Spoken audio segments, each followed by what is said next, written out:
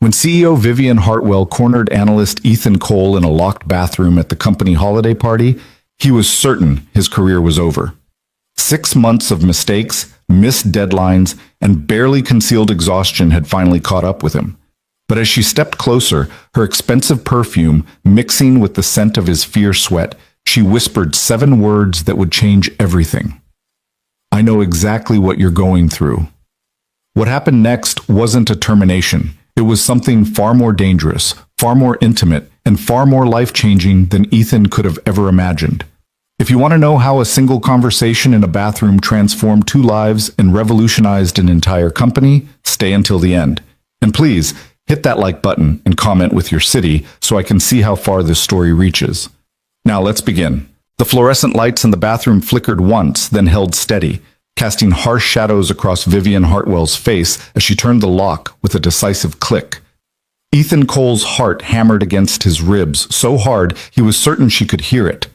This was it. 6 months of barely holding it together, and it was all going to end here, in a women's bathroom at the company holiday party, with the muffled sound of Jingle Bell Rock bleeding through the walls. "Ms. Hartwell, he started, but she raised one perfectly manicured hand. "Don't," she said quietly. "Not yet." Ethan's mouth went dry. He'd been rehearsing his defense for weeks, preparing for the inevitable confrontation about his performance. The missed deadline on the Sanderson account, the typo-riddled report he'd submitted at 3 in the morning, the presentation where he'd blanked on basic figures he should have known cold. But standing here now, trapped between the door and the CEO of Meridian Analytics, all his carefully constructed explanations evaporated like steam. Vivian Hartwell was 42, though she could have passed for 35. Her dark hair was pulled back in a sleek chignon that probably cost more than Ethan's entire wardrobe.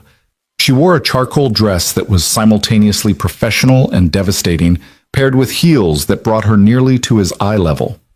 Everything about her screamed power, control, precision. She'd taken over Meridian 6 months ago, almost to the day, and had immediately earned a reputation as the woman who didn't waste time or tolerate weakness. The tech industry press had dubbed her the executioner after she'd restructured 3 major companies in 5 years, leaving hundreds unemployed in her wake. Meridian's stock had jumped 17% the day her appointment was announced. The employees, however, had started updating their LinkedIn profiles. "Do you know why I asked you to step out of the party?" Vivian's voice was low, almost conversational, but there was steel underneath. Ethan's hands were shaking. He shoved them into his pockets, hoping she wouldn't notice. "I assume it's about my performance." "Your performance," she repeated, and something flickered in her gray eyes. Not anger, something else he couldn't identify. "Tell me, Ethan, when did you last have a full night's sleep?" The question caught him off guard. What?" "Sleep. 8 hours. When was the last time?" He blinked, trying to process the shift. This wasn't the conversation he'd expected. "I don't see how that's relevant to—" "Answer the question." There was no point in lying. "I don't know. 3 months? 4? Maybe." Vivian nodded slowly, as if he had just confirmed something she'd suspected. "And when did you last eat a meal that didn't come from a vending machine or a microwave?" "Ms. Hartwell, when, Ethan?" He felt something crack inside him, just a little. The careful facade he'd been maintaining, the performance of being fine, of being capable, of being someone who deserved to be here. "I had pizza last week. Does that count?" "Frozen or delivered?" "Frozen." "No, it doesn't count." She crossed her arms, and for a moment she looked almost tired. Not in the way he was tired, bone-deep, soul-crushing exhaustion, but something older, something remembered. "What about your apartment? When did you last have friends over? When did you last do anything that wasn't work or survival?" Ethan's jaw tightened. "With all due respect, I don't understand what this has to do with anything. If you're going to fire me, just do it. Don't play games." "Fire you?" Vivian's eyebrows rose. "Is that what you think this is? Isn't it?" She was silent for a long moment, studying him with an intensity that made him want to look away. But he didn't. If this was the end, he'd face it head on. Finally, she spoke. 6 months ago, when I took this position, I requested the personnel files of every employee in the analytics division, 97 people. I read every performance review, every note, every evaluation going back 3 years. Do you know what I found in yours? Ethan's throat felt tight. That I'm underperforming. That you were exceptional. Her words landed like stones in still water. 2 years of flawless work, innovative solutions to complex problems, praise from every supervisor you've had, and then, she paused, letting the silence stretch. And then, about 6 months ago, it all started to slip. Small things at first. A missed meeting here, a delayed report there. Nothing catastrophic, but a pattern. A decline. He wanted to defend himself, to explain about Sarah leaving, about the money, about the apartment and the bills, and the constant grinding pressure of just trying to exist, but the words wouldn't come. I've been watching you, Ethan. Vivian's voice softened slightly. Not to catch you failing. To understand why you're failing. There's a difference. Something in his chest loosened, just fractionally. Why? Because I recognized the pattern. She moved closer, close enough that he could see the fine lines at the corners of her eyes, the slight tension in her jaw. I lived it. Before he could process that statement, his phone buzzed in his pocket. He ignored it, but it buzzed again, and again. Vivian glanced down. You should check that. It's nothing. Check it. With trembling fingers, Ethan pulled out his phone. 3 alerts from his bank app. Insufficient funds. Transaction declined. Overdraft warning. His rent payment, the automatic payment that was supposed to go through tonight, had bounced. He had 3 days before his landlord started eviction proceedings. The bathroom tilted slightly. Ethan pressed his palm against the cool tile wall, fighting the wave of nausea that swept over him. How bad is it? Vivian asked quietly. He almost laughed. How bad? Where did he even start? 6 months earlier, Ethan Cole had been a different person. Not better necessarily, but different. More naive. More optimistic. More certain that life was something you could plan for, control, predict. He'd been with Sarah for 4 years. They'd met at a data science conference in Austin, both of them bored during a panel on predictive analytics, both of them sneaking out early to find actual food instead of conference center sandwiches. She was brilliant, funny, ambitious. She worked in fintech, made good money, had a clear trajectory for her career. They'd moved in together after a year, started saving for a wedding after 2, got engaged after 3. The ring had cost him 2 months' salary. Sarah said it was too much, but her eyes had lit up when she saw it, so he knew he'd chosen right. They'd had plans. A wedding in the spring, a house in the suburbs eventually maybe. Kids someday when they were both more established. It was all mapped out, comfortable, certain. Then Sarah met Marcus. Marcus was a venture capitalist. Marcus had a Tesla and a loft in the city and a vacation home in Aspen. Marcus didn't work the kind of hours Ethan worked. Marcus had time for weekend trips and spontaneous dinners and the kind of relationship Sarah apparently wanted instead. She told Ethan on a Tuesday. He remembered that detail with crystalline clarity. It was Tuesday around 7 in the evening, and he'd just gotten home from work. She was already packed, 2 suitcases by the door, her side of the closet empty. I need more, she said. Just that. I need more. More than what? More than him? More than the life they'd planned? More than 4 years of building something together? She took half their savings, which was fair, technically, since it was a joint account. She took her half and he kept his half, except his half had to cover the security deposit on a new apartment because he couldn't afford their old place alone, and the furniture they'd bought together, which she didn't want, and the utilities that were still in his name, and the wedding deposits they'd already put down that were non-refundable. His half evaporated in 3 weeks. Then his landlord informed him that the building was being renovated and his rent was going up 40%. He could pay it or move. Moving would cost money he didn't have. Paying it would cost money he also didn't have, but at least he wouldn't have to find a new place, so he paid it, which meant cutting everything else. No more gym membership. No more eating out. No more buying books or games or anything that wasn't strictly necessary. His grocery budget became whatever he could afford after rent, utilities, and loan payments, which turned out to be approximately $60 a week. $60 bought a lot of ramen, a lot of instant coffee, a lot of white bread and peanut butter, and the kind of pasta that came in boxes for 99 cents. It didn't buy vegetables, or fruit, or protein that wasn't processed into something shelf-stable. Ethan told himself it was temporary. He'd get a raise at his annual review. He'd pick up freelance work on the side. He'd figure it out. Then Vivian Hartwell became CEO. The announcement came via email on a Monday morning. Ethan had been at his desk, nursing his third cup of bad office coffee and trying to focus on a data model that refused to make sense. His eyes were gritty from lack of sleep. He'd stayed up until 2 working on a side project that he'd hoped would bring in a few hundred extra dollars, but the client had ghosted him after he'd submitted the work. Subject: Leadership transition. Effective immediately.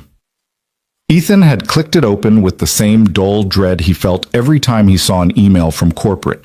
These messages were never good news. They were always budget cuts or restructuring or new protocols that made everyone's job harder.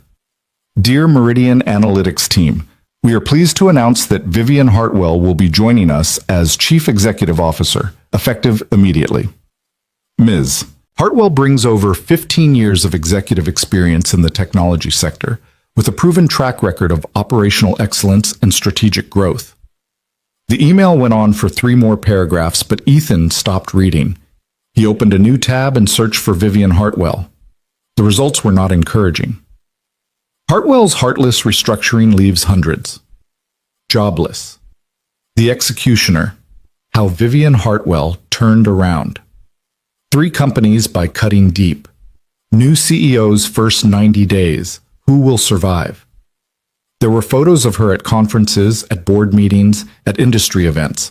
Always poised, always professional, always with that slight, knowing smile that suggested she could see 3 moves ahead of everyone else.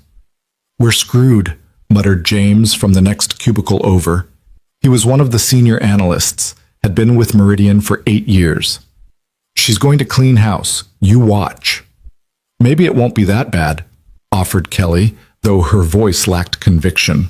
"It's always that bad," James said. "Start updating your resumes."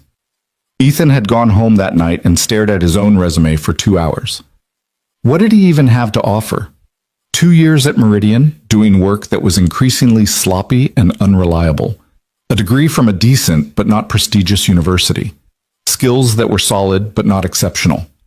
He imagined trying to find a new job in his current state, exhausted, broke, barely holding it together. He imagined interviews where they asked about his recent work, and he had to explain the mistakes, the missed deadlines, the decline. He imagined ending up unemployed, unable to pay rent, crashing on someone's couch, except he didn't have anyone whose couch he could crash on anymore. His parents were in Florida, retired on a fixed income. His sister had 3 kids and a mortgage in Ohio. His friends, the few he had left after Sarah took most of their social circle, were all struggling themselves. So he did what he'd been doing for months. He made another pot of coffee, ate another bowl of ramen, and worked until he couldn't keep his eyes open anymore. Vivian Hartwell's first week as CEO was like watching a hurricane make landfall. She didn't waste time with gentle introductions or building rapport. She scheduled one-on-one meetings with every department head, asked pointed questions, and took notes in a leather portfolio that never left her side. She walked the floors unannounced, observing, listening, cataloging. The layoff started on day 12. Accounting lost 3 people, HR lost 2, sales lost 5. Each dismissal was handled quietly, professionally, with severance packages that were generous enough to avoid lawsuits but not generous enough to soften the blow. The office atmosphere became toxic with anxiety. People stopped talking in the break room. Everyone worked later, hoping that visible effort would save them. The bathroom gossip, usually about weekend plans or relationship drama, turned to speculation about who was next. Ethan kept his head down and tried to become invisible. He arrived early, stayed late, and spoke only when spoken to. His work was still subpar. He knew that, felt the shame of it constantly, but he couldn't seem to fix it. His brain felt like it was running on dial-up in a fiber-optic world. Everything took longer. Nothing came easily. He made mistakes that 6 months ago would have been impossible. He transposed numbers in a financial projection. He submitted a report with a client's name spelled wrong 3 times. He missed a meeting because he'd written down the wrong time and then fallen asleep at his desk. Each error felt like another nail in his coffin. But Vivian didn't call him in, didn't send the dreaded "please stop by my office" email. In fact, she barely seemed to notice him at all. Except sometimes, Ethan would look up from his desk and catch her watching him. Not obviously, she was too professional for that. But he'd glance toward the executive wing and she'd be there, standing at her office window, and their eyes would meet for just a second before she turned away. It happened enough times that he started to wonder if he was imagining it. Paranoia born of exhaustion and stress. His brain conjuring threats that didn't exist. He tried to eat more, sleep more, take care of himself. But his budget wouldn't stretch. His rent took 70% of his paycheck. Utilities took another 15. His student loan payment took another 10. That left 5% for everything else. Food, transportation, clothes, emergencies. There were no emergencies he could afford. He started losing weight. Not in a healthy way. In the way that happened when your body began consuming itself because there wasn't enough fuel. His clothes hung looser. His face developed hollows under the cheekbones. His hands shook sometimes, just a fine tremor he tried to hide. Kelly noticed. "Are you okay?" she asked one afternoon, her voice low and concerned. "Fine," Ethan said automatically. "Just tired." "You look like you haven't slept in a month." "Big project," he lied. There was no big project, there was just the constant, grinding effort to keep up with normal projects that used to be easy. Kelly touched his arm lightly. "If you need anything, I'm fine," he said, more sharply than he intended. Then, softer. "But thank you." She didn't ask again. Dammit. The holiday party was mandatory. That's what the email said. Attendance strongly encouraged, which in corporate speak meant be there or it goes in your file. Ethan almost didn't go. He had $12 in his checking account and wouldn't get paid for another 4 days. The party was being held at a hotel downtown, and while the company was covering food and drinks, he'd still need to get there. The bus was $3 each way, $6 to attend a party where he'd have to pretend everything was fine. But the email had said strongly encouraged, and he couldn't afford to give Vivian any more reasons to notice him in a negative way. So he put on his best shirt, which was getting loose now, the collar gaping slightly at his neck, and took the bus downtown.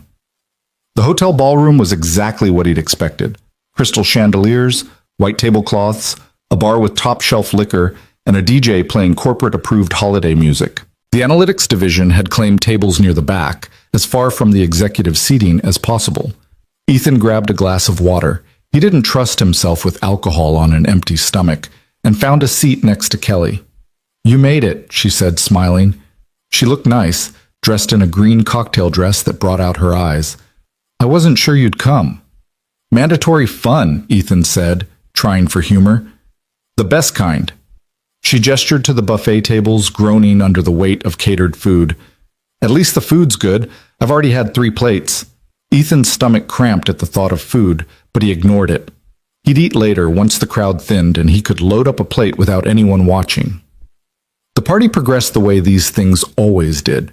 Speeches from executives, forced mingling, the gradual loosening of inhibitions as people hit the open bar. Ethan nursed his water and tried to look engaged while his mind ran calculations. If his rent bounced, he'd owe his landlord late fees plus the original amount. He'd have to pull together at least $2,000 in the next 72 hours or he'd be evicted. He had $12. "Ethan?" He looked up. Kelly was watching him with concern. "You zoned out. Are you sure you're okay?" "Yeah, just..." His phone buzzed. He pulled it out, glanced at the screen, and his entire world tilted. Alert. Insufficient funds. Alert. Transaction declined. Alert. Overdraft warning. His rent hadn't gone through. The automatic payment he'd set up months ago, the one that was supposed to save him from having to remember, had bounced because he'd miscalculated. He'd thought he had enough. He'd counted and recounted, and apparently he'd still gotten it wrong. "Ethan?" Kelly's voice seemed to come from very far away. "What's wrong?" He stood up so fast his chair scraped loudly against the floor. People at nearby tables glanced over. I have to..." He didn't finish the sentence. He just walked, headed for the exit, his heart pounding and his vision tunneling. He needed air. He needed space. He needed to figure out what the hell he was going to do because he was out of options and out of time and out of everything. He made it to the hallway outside the ballroom before a voice stopped him. Leaving so soon. Ethan turned. Vivian Hartwell stood 5 feet away, arms crossed, expression unreadable. She'd changed out of her usual work attire into something more festive but no less commanding, a deep burgundy dress that probably cost more than 3 months of his rent. Yes, I'm not feeling well. I see. She stepped closer. Walk with me. It wasn't a request. Ethan's mind raced. This was it.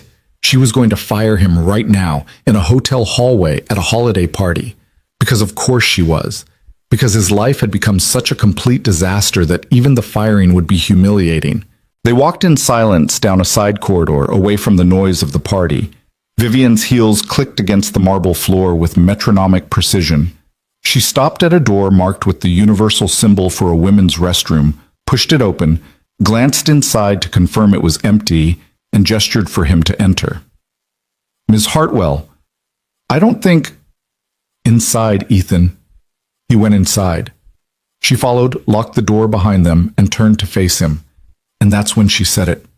I know exactly what you're going through. Ethan stared at her, unable to process the words. What? The missed rent payment that just bounced? The $12 in your checking account? The instant noodles and black coffee diet? The panic attacks when you get an unexpected bill? The certainty that you're one mistake away from total collapse? Her voice was calm, clinical, like she was reading from a report. I know all of it because I lived all of it. How do you... I've been watching you, Ethan. Not to catch you failing, to understand why you're failing. She moved closer, and he could see something in her eyes that he'd never seen before. Not pity, but recognition. Understanding. 8 years ago, I was exactly where you are now. Different details, same nightmare. He wanted to ask 1,000 questions, but his throat had closed up. Vivian continued, her voice dropping lower. I was engaged. My fiancé was CFO at a startup that was supposed to go public. We had a house. We had a life. Then the startup imploded, the SEC got involved, and he went to prison for fraud. I had no idea what he'd been doing. I worked 80 hours a week at my own job, but it didn't matter. The house was in both our names. The debts were in both our names. When everything collapsed, half of it landed on me. Ethan's breath caught. What did you do? Kept working. Kept pretending everything was fine. Stopped eating. Stopped sleeping. Stopped taking care of myself in any meaningful way. I told myself I just needed to work harder, be better, prove I could handle it. Her jaw tightened. Instead, I ended up in the hospital with a stress-induced cardiac episode. 34 years old, and my heart nearly gave out because I was too stubborn to ask for help. But you obviously recovered. He gestured vaguely at her, at the expensive dress and the executive position and the life she'd clearly built. I recovered because someone helped me. My boss at the time, the CEO of the company I worked for, figured out what was happening. He created a position for me with better pay. He connected me with a financial counselor. He gave me space to heal. Vivian's expression softened slightly.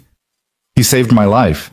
And when he died 3 years ago, I promised myself I'd do the same for someone else, if I ever had the chance.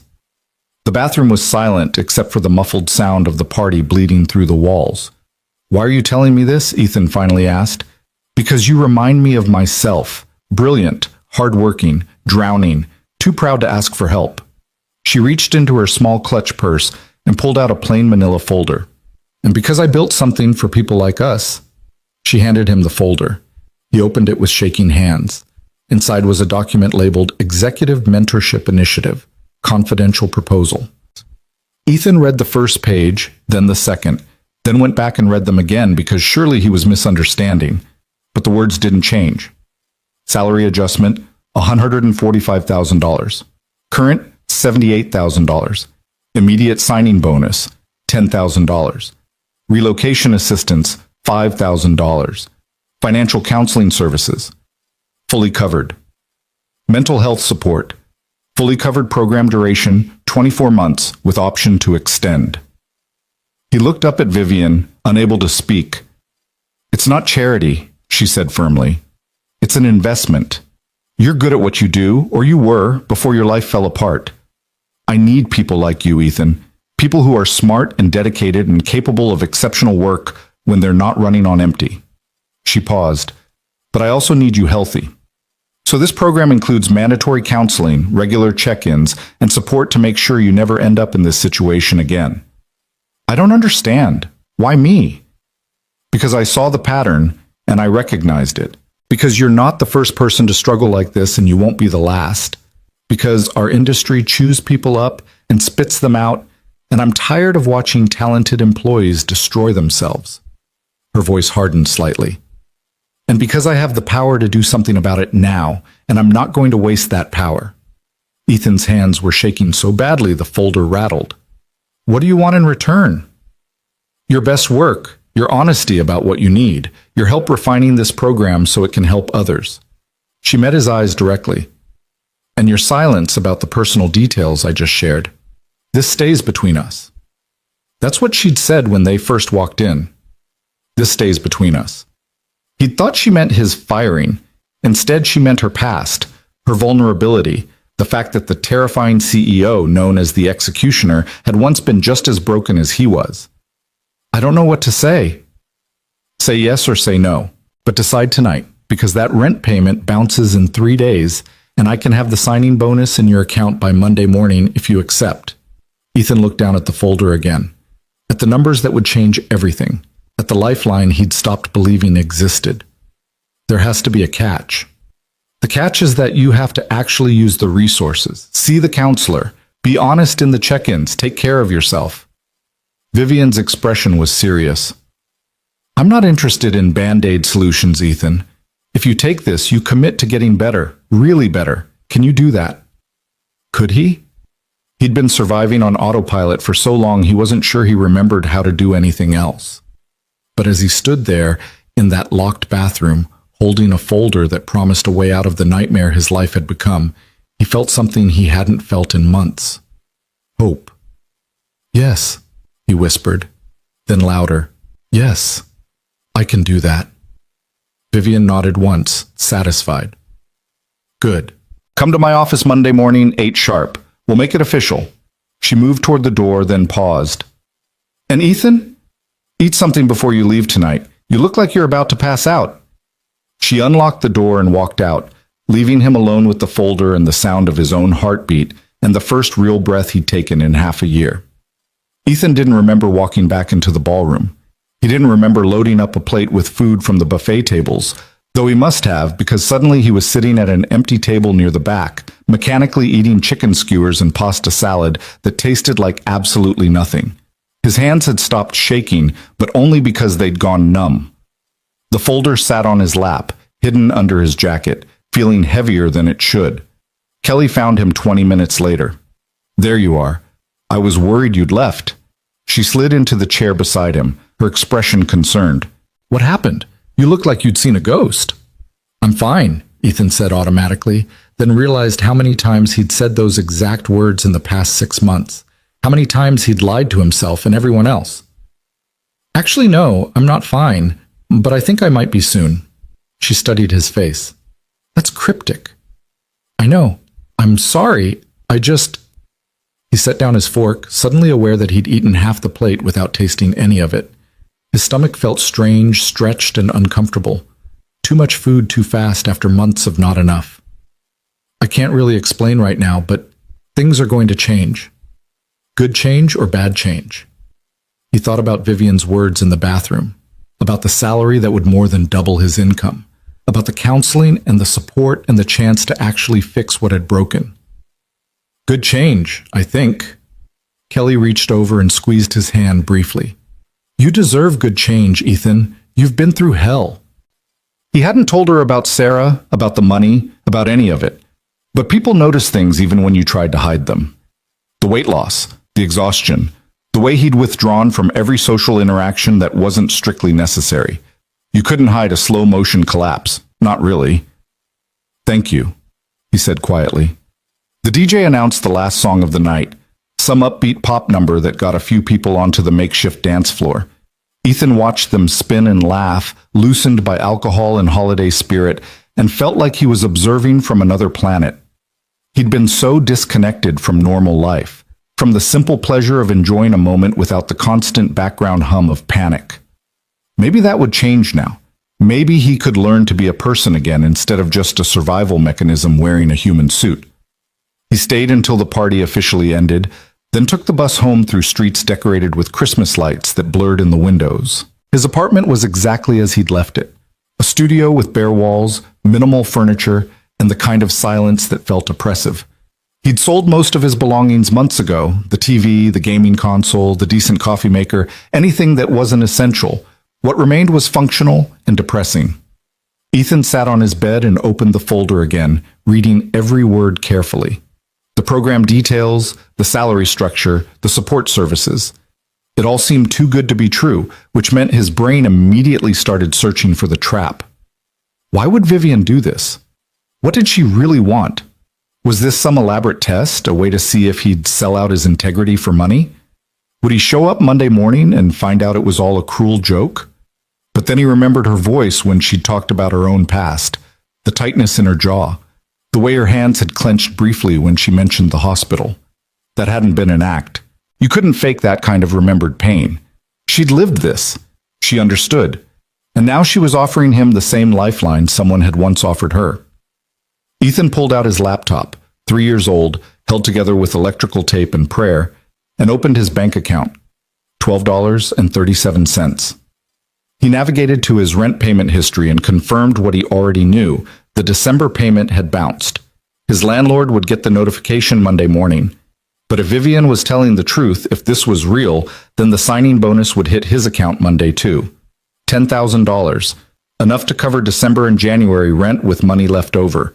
Enough to buy actual groceries. Enough to stop the freefall. He wanted to believe it so badly it physically hurt. Sleep didn't come easily that night. He lay in the dark, staring at the ceiling, running scenarios.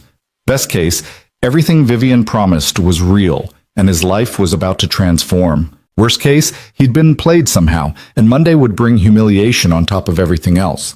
Most likely case, something in between, because life was rarely as simple as complete salvation or total disaster. At some point near dawn, exhaustion finally dragged him under. Saturday and Sunday passed in a strange fog of anticipation and dread. Ethan cleaned his apartment, not that there was much to clean, and did laundry and tried to eat regular meals even though his stomach had apparently forgotten how to process normal amounts of food. He kept checking his phone, half expecting a message from Vivian saying she'd changed her mind. It was all a mistake. Please disregard everything from Friday night. The message never came. Monday morning arrived cold and gray, typical December weather in the city. Ethan put on his best suit, the one he'd bought for the interview 2 years ago, now hanging loose on his frame, and took the bus to work an hour early. The office building was nearly empty, just a few dedicated workaholics and the cleaning crew finishing their rounds. Vivian's office was on the executive floor behind a door marked with her name and title in elegant silver letters. Ethan stood outside for a full minute, trying to calm his racing heart before he finally knocked. "Come in." She was already at her desk, dressed in a navy suit that probably cost more than his monthly salary, his old monthly salary anyway. Her office was immaculate, modern furniture, floor-to-ceiling windows overlooking the city, and absolutely zero personal touches. No photos, no plants, no evidence that an actual human being worked here. "You're early," Vivian said, glancing at her watch. "Good. Sit." Ethan sat in one of the leather chairs facing her desk. The folder from Friday night lay between them. "Did you think about it over the weekend?" she asked. "I didn't think about anything else." "And?" "I'm here." Vivian nodded, as if that settled something. She pulled out a stack of papers from her desk drawer and slid them across to him. "Employment contract. The salary and benefits we discussed are all outlined in Section 3. The mentorship program requirements are in Section 7. Read everything carefully before you sign." Ethan picked up the contract with hands that only trembled slightly. The letterhead was official Meridian Analytics stationery. The language was dense legal prose, but the numbers jumped out at him clear as day. $145,000 annual salary, $10,000 signing bonus, payable within 2 business days of contract execution. Health insurance that actually covered mental health services. 2 weeks paid time off, plus sick days, plus the option to work remotely when needed. It was real. All of it was real. Section 7, Vivian prompted. He flipped to the relevant page and started reading. The mentorship program required weekly one-on-one meetings with Vivian, bi-weekly sessions with a financial counselor, monthly check-ins with a mental health professional, and quarterly performance reviews. Participants were expected to maintain certain standards, not perfection, but consistent effort toward improvement. The counseling is mandatory, Vivian said, non-negotiable. If you skip sessions without valid cause, you're out of the program. I understand. Do you? Because I need you to really understand, Ethan. This isn't just about throwing money at the problem. Money helps. It helps a lot. But it's not enough by itself. You need to address why you ended up here. The breakup, the financial stress, the isolation, all of it. He looked up from the contract. You think I need therapy? I think you need support. Therapy is part of that. Her expression softened fractionally. I fought it at first too. Thought I could handle everything on my own, that asking for help was weakness. Then my therapist pointed out that refusing help when you're drowning isn't strength. It's just a slower way to die. The bluntness of it hit him like cold water. That's dark. It's true. She leaned back in her chair. You're smart enough to know you can't keep going the way you were. That's why you're here. So don't waste this opportunity by half-assing the recovery part. Ethan read through the rest of the contract, every clause and subsection, even though he'd already made his decision before he walked through the door. Finally, he picked up the pen Vivian had placed beside the papers. Where do I sign? She showed him. 4 places, initials and signature, date and print name. When he finished, she signed as well, her handwriting confident and precise. Done, she said. The signing bonus will be in your account by end of business Wednesday. Your new salary starts with the next pay cycle, which is Friday. Any questions? Just one. Ethan hesitated. Why are you doing this? Really? Vivian was quiet for a moment, her fingers drumming lightly on the desk. Because I can. Because someone did it for me. Because the system is designed to chew up people like us, and I'm tired of watching it happen. She met his eyes directly. And because I see potential in you that's being wasted on survival mode. I want to know what you can do when you're actually functioning at full capacity. It was the most honest answer he could have hoped for. Not altruism, not pity, but enlightened self-interest mixed with genuine understanding. Vivian wanted good employees, and she was willing to invest in creating them. Thank you, Ethan said. I won't let you down. Don't thank me yet. Wait until you've been through a few sessions with Dr. Morrison. She's the therapist. She's excellent, and she does not accept bullshit. Vivian pulled out her phone and tapped something. I'm sending you her contact information now, along with the financial counselor's details. Schedule your first appointments by end of week. Ethan's phone buzzed. 2 new contacts, Dr. Sarah Morrison, licensed clinical psychologist, and David Chen, certified financial planner. Our weekly meetings will be Tuesdays at 7 a.m., Vivian continued. I know it's early, but it's the only consistent slot I have. We'll meet in the small conference room on this floor, more private than my office. 7 a.m. is fine. I'm usually here by 6:30 anyway. I know, I've noticed. She stood, indicating the meeting was over. One more thing, Ethan. This program is confidential. HR knows the basic structure, but the personal details, yours, mine, anyone else who might join, those stay private. Understood? Yes. Good. Now get back to work. You have a data model to finish for the Henderson account. He did, though he'd almost forgotten about it in the chaos of the past few days. Ethan gathered the signed contract and stood to leave. Ethan? He turned back. Vivian's expression was unreadable. Welcome to the program. Don't make me regret this. It could have sounded like a threat, but somehow it didn't. It sounded like a challenge, like she was betting on him and expected him to win. I won't, he promised. The next 2 days crawled by with agonizing slowness. Ethan tried to focus on work, but his brain kept drifting to his bank account, to the number that would appear there Wednesday evening. $10,000. More money than he'd seen in one place since Sarah left. He called his landlord Tuesday afternoon, his heart pounding. "Mr. Cole," the property manager said flatly, "I was about to call you. Your December rent bounced."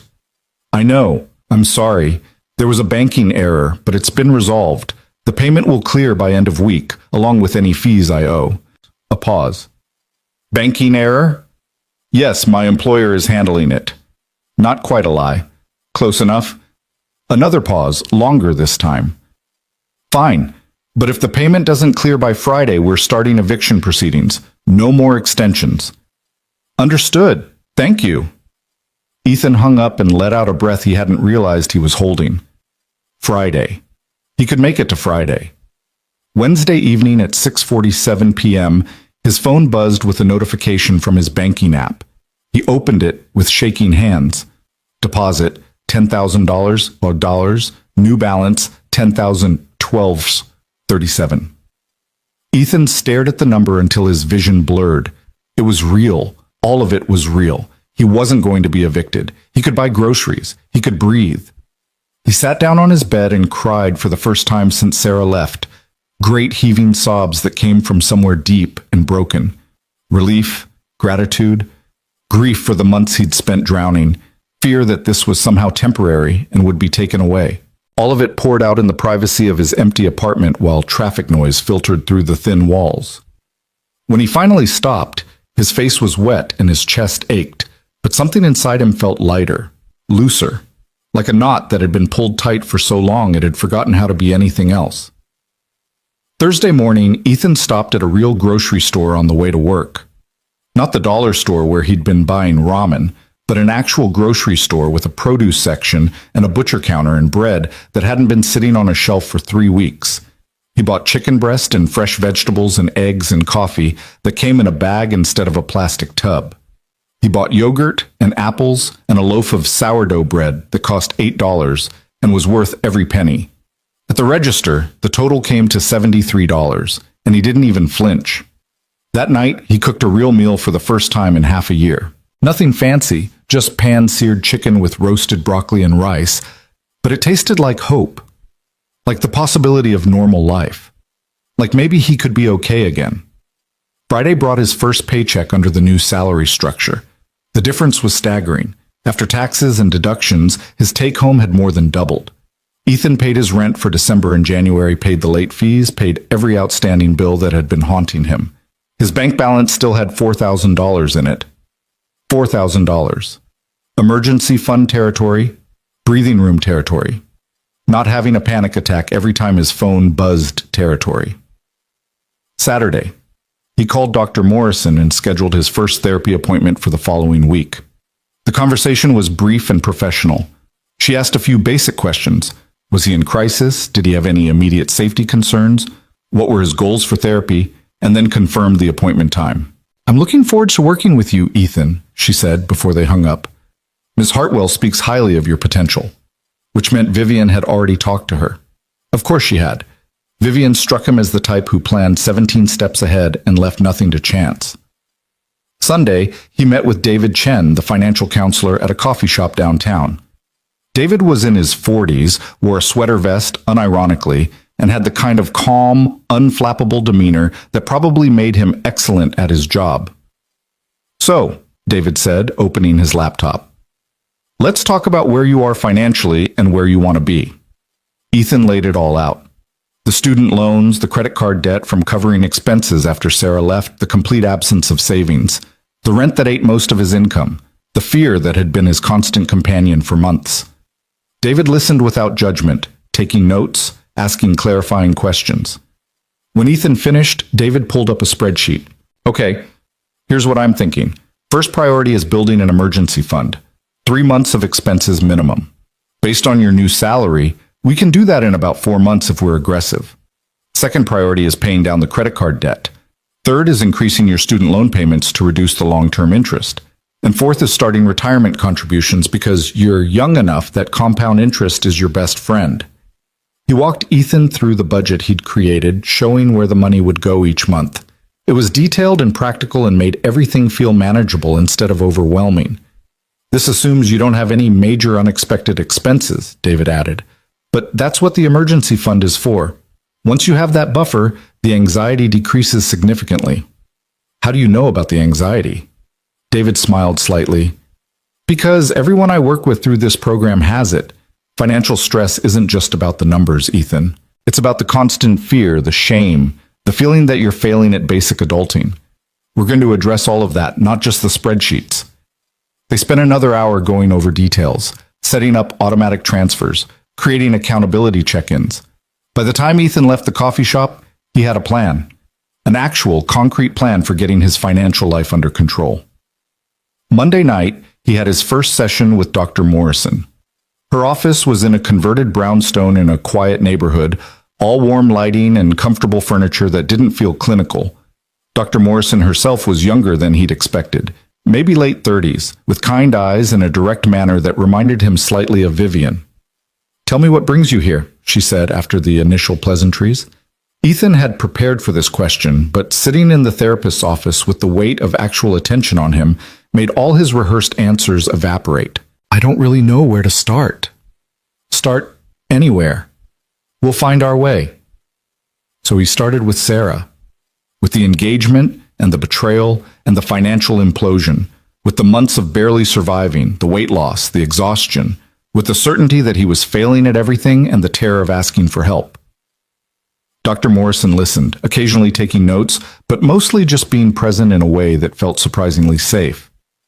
"It sounds like you've been in survival mode for a long time," she said when he paused. "That makes sense given what you've been through. But survival mode isn't sustainable long term. It burns you out." "I know, I just didn't know how to stop." Because stopping felt dangerous. If you let your guard down, if you admitted how bad things were, then you'd have to face it all. And facing it felt more terrifying than just pushing through. Ethan nodded, throat tight. "The thing about survival mode, Dr. Morrison continued, is that it's very good at keeping you alive, but it's terrible at letting you actually live. Does that resonate?" "Yes," he whispered. They talked for the full 50-minute session, and when Ethan left, he felt wrung out and oddly hopeful. This was going to be hard work, harder than just getting a bigger paycheck, but maybe it was the work he needed to do. Tuesday morning at 7 a.m., Ethan showed up for his first official mentorship meeting with Vivian. The small conference room was private and quiet, with a window overlooking the city just beginning to wake up. Vivian was already there, 2 cups of coffee on the table. "You look better," she said by way of greeting, "less like you're about to collapse." "I feel better. The paycheck helped." "Money usually does, but it's not everything." She slid one of the coffee cups toward him. "How did the first appointments go?" "Morrison and Chen?" "Good. Intense, but good. Dr. Morrison is..." He searched for the right word. "Perceptive. That's why I recommended her. She sees through bullshit, and she doesn't let you hide from yourself." Vivian took a sip of her own coffee. "David's the same way with finances. They're both excellent at what they do." They spent the next 45 minutes talking about his work, his goals, the areas where he needed to improve. Vivian was demanding but fair, pointing out weak spots in his recent projects while acknowledging the progress he'd already made. "Your analysis of the Henderson data was solid," she said. "Much better than the work you were producing a month ago. But you're still second-guessing yourself too much. Trust your instincts." "What if my instincts are wrong?" "Then you'll be wrong and you'll learn from it. That's how growth works." She leaned back in her chair. "You're used to thinking that mistakes are catastrophic. They're not. They're just information." It was such a different philosophy from the one he'd been operating under, the belief that any mistake could be the one that destroyed everything. But Vivian was right. When you weren't constantly on the edge of disaster, mistakes became learning opportunities instead of existential threats. "I'll work on that," Ethan said. "See that you do." Vivian glanced at her watch. "One more thing before we wrap up. I'm going to be rolling this program out to 2 more employees in the next month. Different circumstances than yours, but similar levels of potential being wasted on crisis management." Ethan's eyebrows rose. Who? That's confidential, but I wanted you to know that this isn't just about you. It's about building something sustainable, a model that works. You're the pilot case, Ethan. How well you do will determine how much support I can get for expanding this program.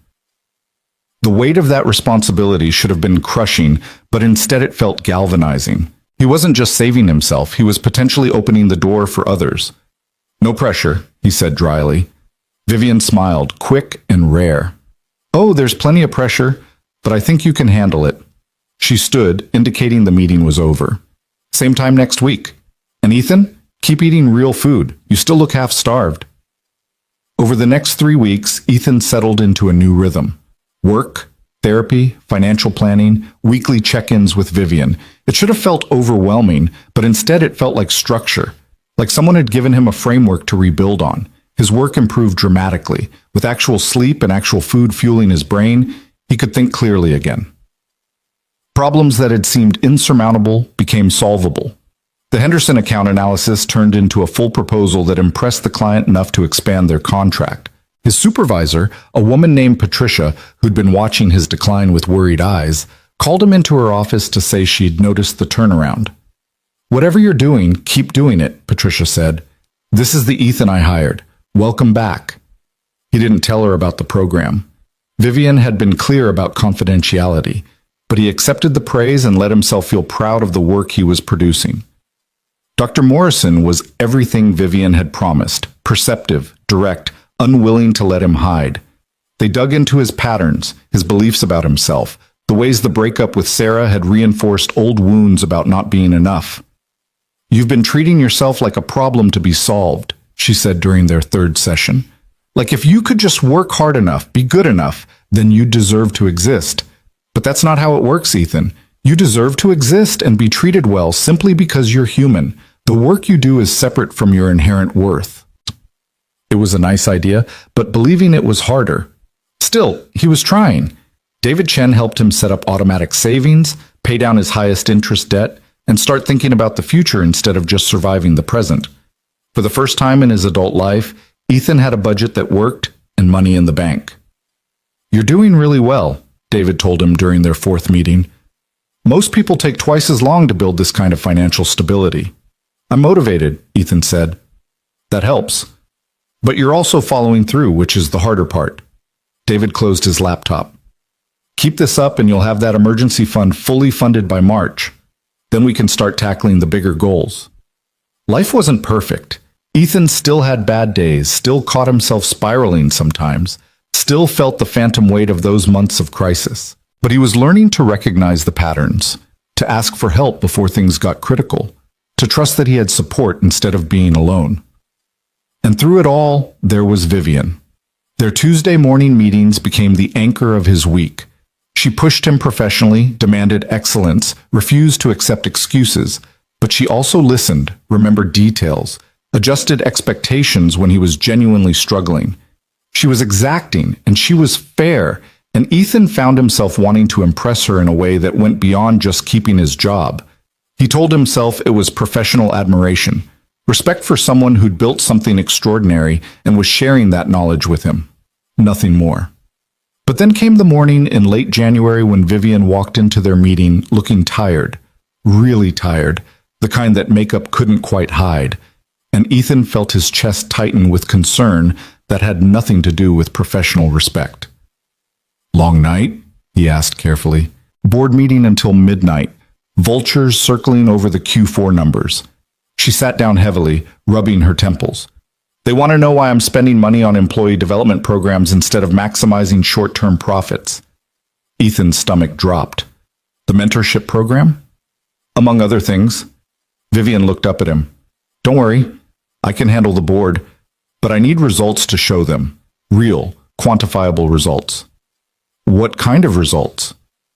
The kind where your work speaks for itself. The kind where other people notice the difference. She leaned forward. I need you to be undeniable, Ethan. Can you do that?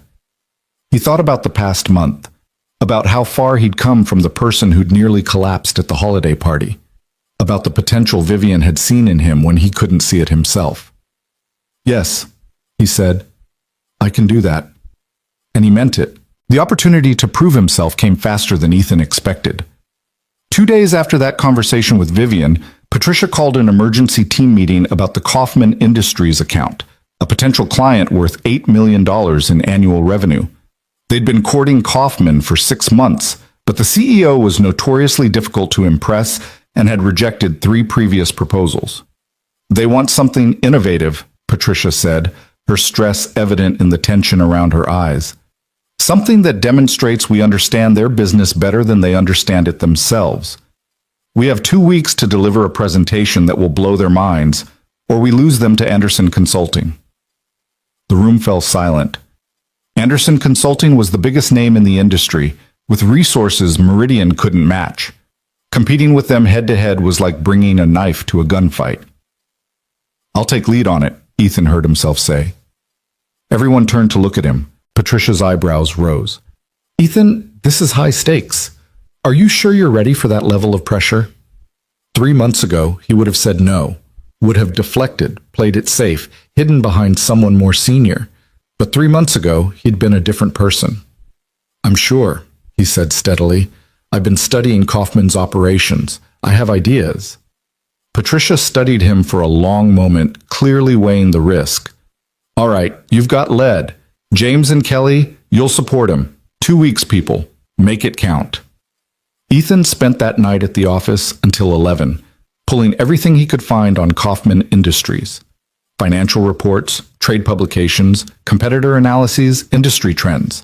The company manufactured industrial components, not sexy, not exciting, but essential to dozens of supply chains. Their biggest problem was inefficiency in their distribution network, which was costing them approximately $12 million annually in excess logistics costs. Most consulting firms would address that directly, proposing streamlined routing and warehouse optimization. Standard solutions. Expected solutions.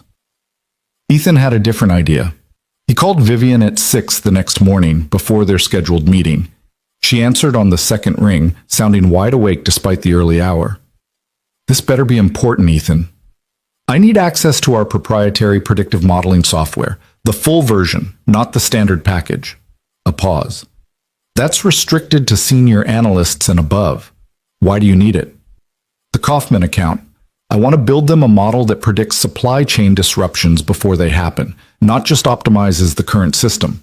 If I can show them how to avoid the disruptions entirely, the distribution inefficiency becomes irrelevant." Another pause, longer this time. "That's ambitious. Can you actually build that in 2 weeks?" "I think so, but I need the software access in about 80 hours of uninterrupted work time. If you pull this off, it's exactly the kind of undeniable result I was talking about." Her voice sharpened with something that might have been approval. "Access granted. I'll have it set up your credentials by 9. Don't make me regret this." "I won't." He didn't. For the next 13 days, Ethan lived and breathed the Kaufman project. He arrived at the office at 5 in the morning and left around midnight. He ate lunch at his desk and dinner at his desk, and probably would have slept at his desk if Kelly hadn't physically dragged him home a few times. But it wasn't like before. He wasn't running on fumes and desperation. He was eating real meals. Kelly made sure of that, bringing him sandwiches and fruit when she noticed him forgetting. He was sleeping, even if not enough. He was functioning, sharp and focused, instead of just grinding himself down. The model came together piece by piece. Historical data on Kaufman's suppliers, weather patterns that affected shipping routes, geopolitical factors that created bottlenecks, maintenance cycles for transportation equipment. Ethan fed it all into the predictive software and watched the algorithms find patterns that human analysis would have missed. James helped with the data visualization, creating interactive dashboards that would let Kaufman's executives explore different scenarios in real time. Kelly handled the financial projections, showing exactly how much money the predictive model would save over 1 year, 3 years, 5 years. The numbers were staggering. If the model worked as designed, Kaufman could cut their logistics costs by 40% while simultaneously improving delivery times. It was the kind of transformation that could revolutionize their entire operation. "This is brilliant," Patricia said when Ethan presented the preliminary version to her. "Genuinely brilliant. How confident are you in the accuracy?" 92% based on backtesting against the last 3 years of Kaufman's actual performance. The model correctly predicted 87% of their major disruptions. And the other 13%? Black swan events. Completely unpredictable factors. No model can account for everything, but this gets us closer than anything else available. Patricia nodded slowly, and Ethan could see her mentally calculating the odds. Okay, you present this to Kaufman's executive team on Friday. Full formal presentation, 30 minutes plus Q&A. Think you can handle that? His heart rate kicked up, but not with panic, with anticipation. Yes. Good. Because Vivian Hartwell will be in the room. She wants to see this herself. Of course she did. The board was watching her programs, questioning her spending. She needed wins just as much as he did. Ethan spent the final 2 days refining the presentation until every slide was perfect, every transition smooth, every talking point memorized. He practiced in front of Kelly and James until they could recite it along with him. He ran through potential questions and prepared answers for each one. The night before the presentation, Dr. Morrison asked him how he was feeling. Nervous, he admitted, but good nervous, excited nervous. Not the kind of nervous where I think I'm going to fail. That's growth, she said, smiling. 3 months ago, could you have imagined feeling this way? He thought about the man who'd stood in that bathroom at the holiday party, certain his life was over. No, definitely not. You've done remarkable work, Ethan, not just on this project, but on yourself. Whatever happens tomorrow, remember that. The presentation was scheduled for 2 p.m. at Kaufman's headquarters downtown. Ethan arrived an hour early with James and Kelly, setting up the equipment and doing final sound checks. His hands were steady. His mind was clear. Vivian showed up 30 minutes before start time, impeccable in a gray suit that probably cost more than most people's monthly rent. She pulled Ethan aside while James and Kelly finished the setup. How are you feeling? She asked quietly. Ready? She studied his face, those sharp gray eyes missing nothing. You've come a long way since December. I had help. You did the work. I just provided resources. She glanced toward the conference room where Kaufman's executives were gathering. These people are tough. They don't suffer fools and they don't accept mediocrity. Show them what you're capable of. I will. Vivian's expression softened almost imperceptibly. I know you will. That's why I'm here. The Kaufman executives filed in at exactly 2 o'clock, 6 of them, all senior leadership, all looking skeptical. Their CEO, Richard Kaufman, was a barrel-chested man in his 60s with the kind of aggressive handshake that felt like a challenge. He took the seat at the head of the table and fixed Ethan with a stare that would have been intimidating 3 months ago. Now, Ethan met it calmly. Mr. Kaufman, thank you for giving us this opportunity. I think you're going to be impressed with what we've developed. That's what the last 3 firms said, Kaufman replied gruffly. Impress me. Ethan dimmed the lights and began. He walked them through Kaufman Industries' current distribution challenges, using their own data to illustrate the scale of the problem. 12 million in annual losses, delayed shipments affecting customer satisfaction, inefficiencies that were costing them competitive advantage. The executives nodded. This was familiar territory, nothing they didn't already know. Then Ethan shifted gears. Most consulting firms would tell you to optimize your current system. Better routing, consolidated warehouses, improved scheduling.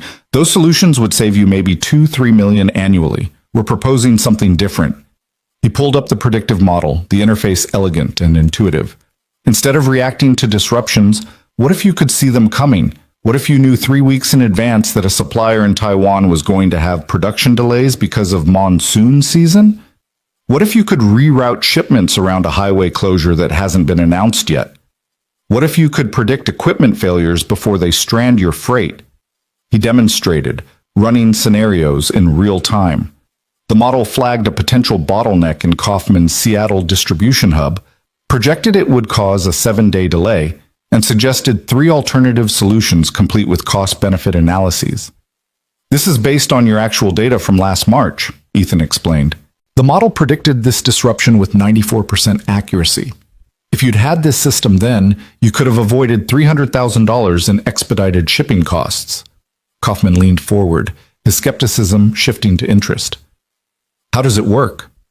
Ethan explained the methodology, the data inputs, the machine learning algorithms, the continuous improvement cycle that made the model more accurate over time. He showed them the financial projections, 40% reduction in logistics costs within the first year, improving to 55% by year 3. One of the executives, a sharp-eyed woman named Margaret, asked the question Ethan had been waiting for. This sounds too good to be true. What's the catch? The catch is that it requires significant upfront investment in data infrastructure and ongoing maintenance. You'll need to integrate your systems, provide continuous data feeds, and assign staff to monitor the outputs. It's not a magic bullet. It's a tool that requires commitment. How much upfront investment? Kaufman asked. Kelly stepped forward with the cost breakdown. It was substantial, $2 million in the first year, but the ROI was undeniable. They'd break even in 7 months and save tens of millions over the contract lifetime. The room fell silent as Kaufman's team processed the information. Ethan could feel his heart pounding, but kept his expression neutral and professional.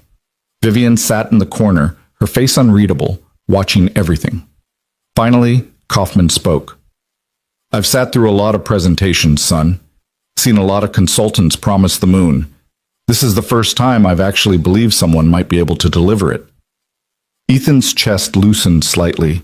We can deliver it, sir, and we can prove it. Give us a 3-month pilot program. If the model doesn't perform as promised, you walk away with no further obligation. Smart, Kaufman said, nodding. Put your money where your mouth is. He looked at his team. Thoughts? Margaret spoke first. The technology is sound. I'm impressed with the backtesting results. If they can replicate that accuracy going forward, this could transform our entire operation. The other executives chimed in with questions, concerns, and ultimately cautious optimism. By the time the meeting ended an hour later, Kaufman was shaking Ethan's hand again, this time with something that felt like respect instead of challenge. You'll hear from our legal team by Monday, Kaufman said. Assuming the contract terms are reasonable, I think we can make this work.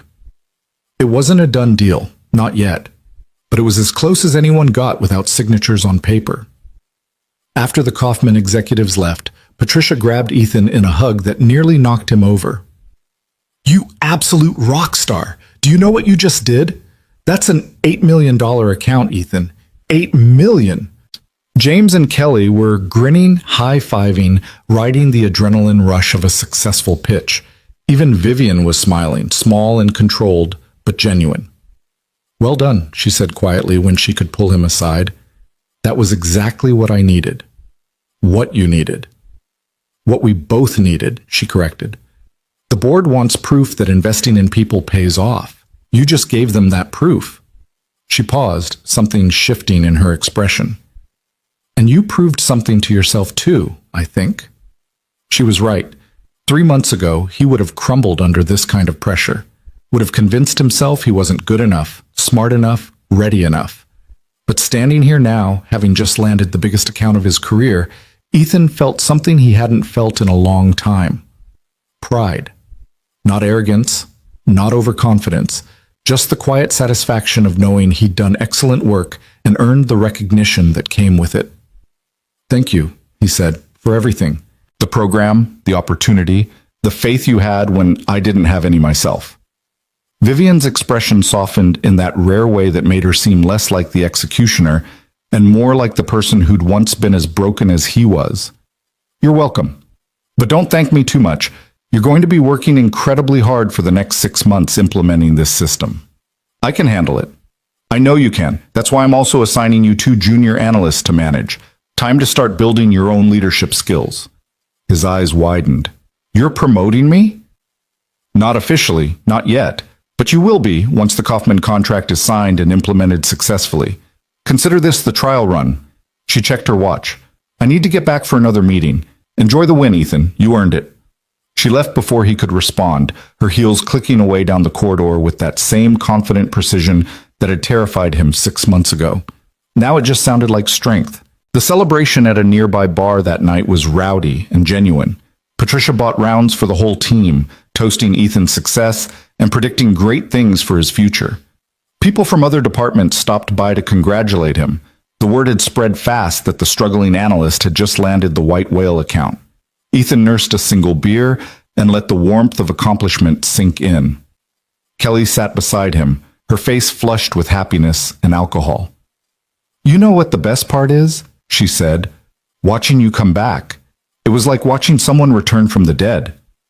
He looked at her, this woman who'd been kind when he was barely functional, who'd brought him food and checked on him and never once made him feel like a burden. "I couldn't have done it without people like you." "Yeah, you could have, but I'm glad you didn't have to." She clinked her glass against his. "To not doing it alone." "To not doing it alone," he echoed.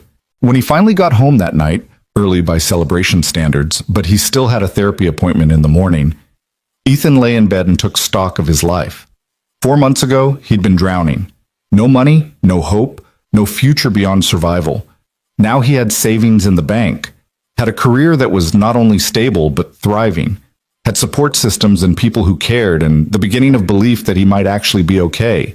His phone buzzed with a text from an unknown number. He opened it, frowning. "Congratulations on the Kaufman account. I knew you had it in you. VH." Ethan stared at the message. Vivian had never texted him before. Their communication was always formal, scheduled, professional.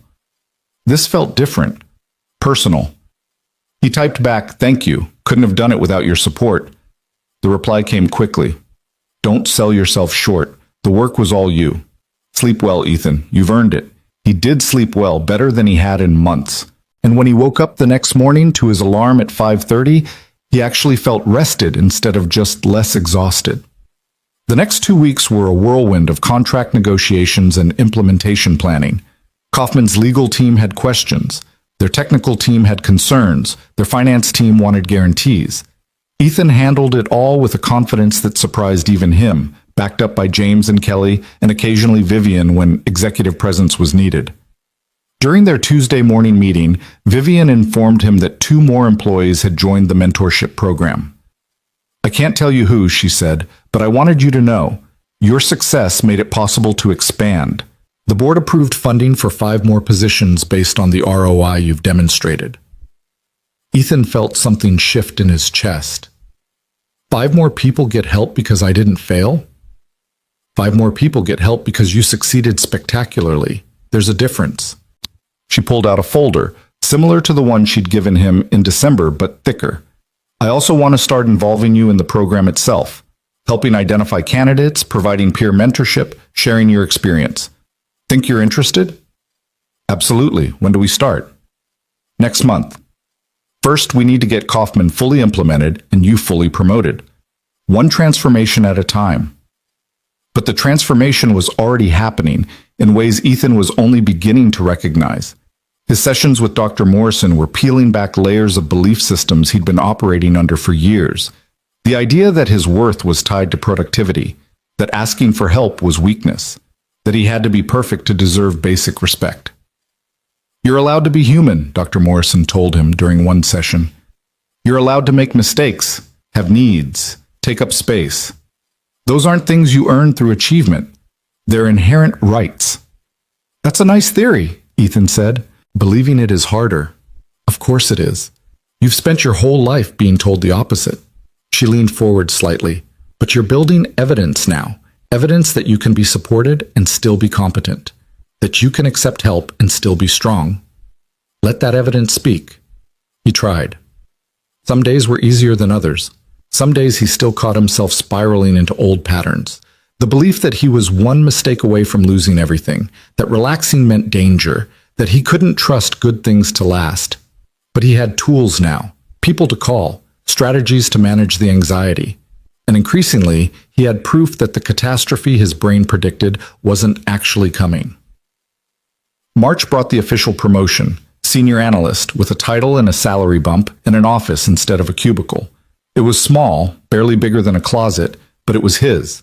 Ethan put his nameplate on the door and felt absurdly proud. Patricia called him into her office the day after the announcement. "I need to tell you something," she said, her expression serious. "I almost fired you in December." Ethan's stomach dropped. "What?" "You were struggling so badly, and I didn't know why. I thought maybe you were checked out, looking for other jobs, deliberately underperforming. I had the paperwork ready." She paused. "Then Vivian Hartwell called me into her office and told me that you were being transferred into a special development program and that I was not, under any circumstances, to take action against you without consulting her first." "She did that?" "She did that. And she didn't explain why, just said it was handled at the executive level." Patricia smiled slightly. "I was annoyed at the time, felt like she was overstepping, but watching what you've accomplished in the last 4 months, I get it now. She saw something in you that I was too close to see." Ethan didn't know what to say. He'd known Vivian had protected him, but hearing the specifics, knowing how close he'd come to losing everything right before she stepped in, was overwhelming. "Thank you for telling me," he managed. "Thank you for proving her right. You've become one of my best analysts, Ethan. Keep doing what you're doing." That night, Ethan wanted to thank Vivian properly, not just with an email or a quick comment in their Tuesday meeting. He found himself lingering after hours, knowing she usually worked late, and finally knocked on her office door around 7. "Come in." She was at her desk, reading glasses perched on her nose, surrounded by reports and financial projections. She looked up when he entered and removed the glasses. "Ethan, something wrong?" "No, I just—" He closed the door behind him. "Patricia told me you stopped her from firing me in December, before the program, before everything." Vivian set down the document she'd been reading. "She shouldn't have told you that." "Maybe not, but I'm glad she did." He moved closer to her desk. "I never really understood how close I came to losing everything, or how much you risked by intervening. It wasn't a risk, it was a calculated decision based on available data." "It was faith," Ethan corrected gently. "You had faith I could recover when everyone else, including me, thought I was done." She was quiet for a moment, and in the evening light filtering through her office windows, she looked tired. Not exhausted like he'd been, but carrying the weight of too many decisions, too many responsibilities. "I saw myself in you," she said finally. "That's not entirely professional to admit, but it's true. I saw someone drowning and I remembered what that felt like, and I couldn't just watch it happen. Not when I had the power to help. It was more than help. You saved my life. Don't be dramatic." "I'm not." Ethan held her gaze. "I was 3 days from eviction and maybe a week from a complete breakdown. Without this program, I don't know where I'd be right now. Probably not here. Probably not anywhere good." Vivian's expression shifted, something vulnerable flickering across her features before she locked it down. "Well, you are here. And you're thriving. That's what matters." "Because of you." "Because of you," she countered. "I provided resources. You did the actual work of rebuilding." They looked at each other across the desk, and Ethan felt something electric in the air between them. Something that had been building slowly over months of Tuesday morning meetings and professional conversations and moments of unexpected connection. He should leave. Should thank her and go home and maintain the appropriate boundaries between mentor and mentee, between CEO and employee. But he didn't want to. "Vivian," he started, then stopped, unsure how to finish the sentence. She stood up, moving around the desk to stand closer to him.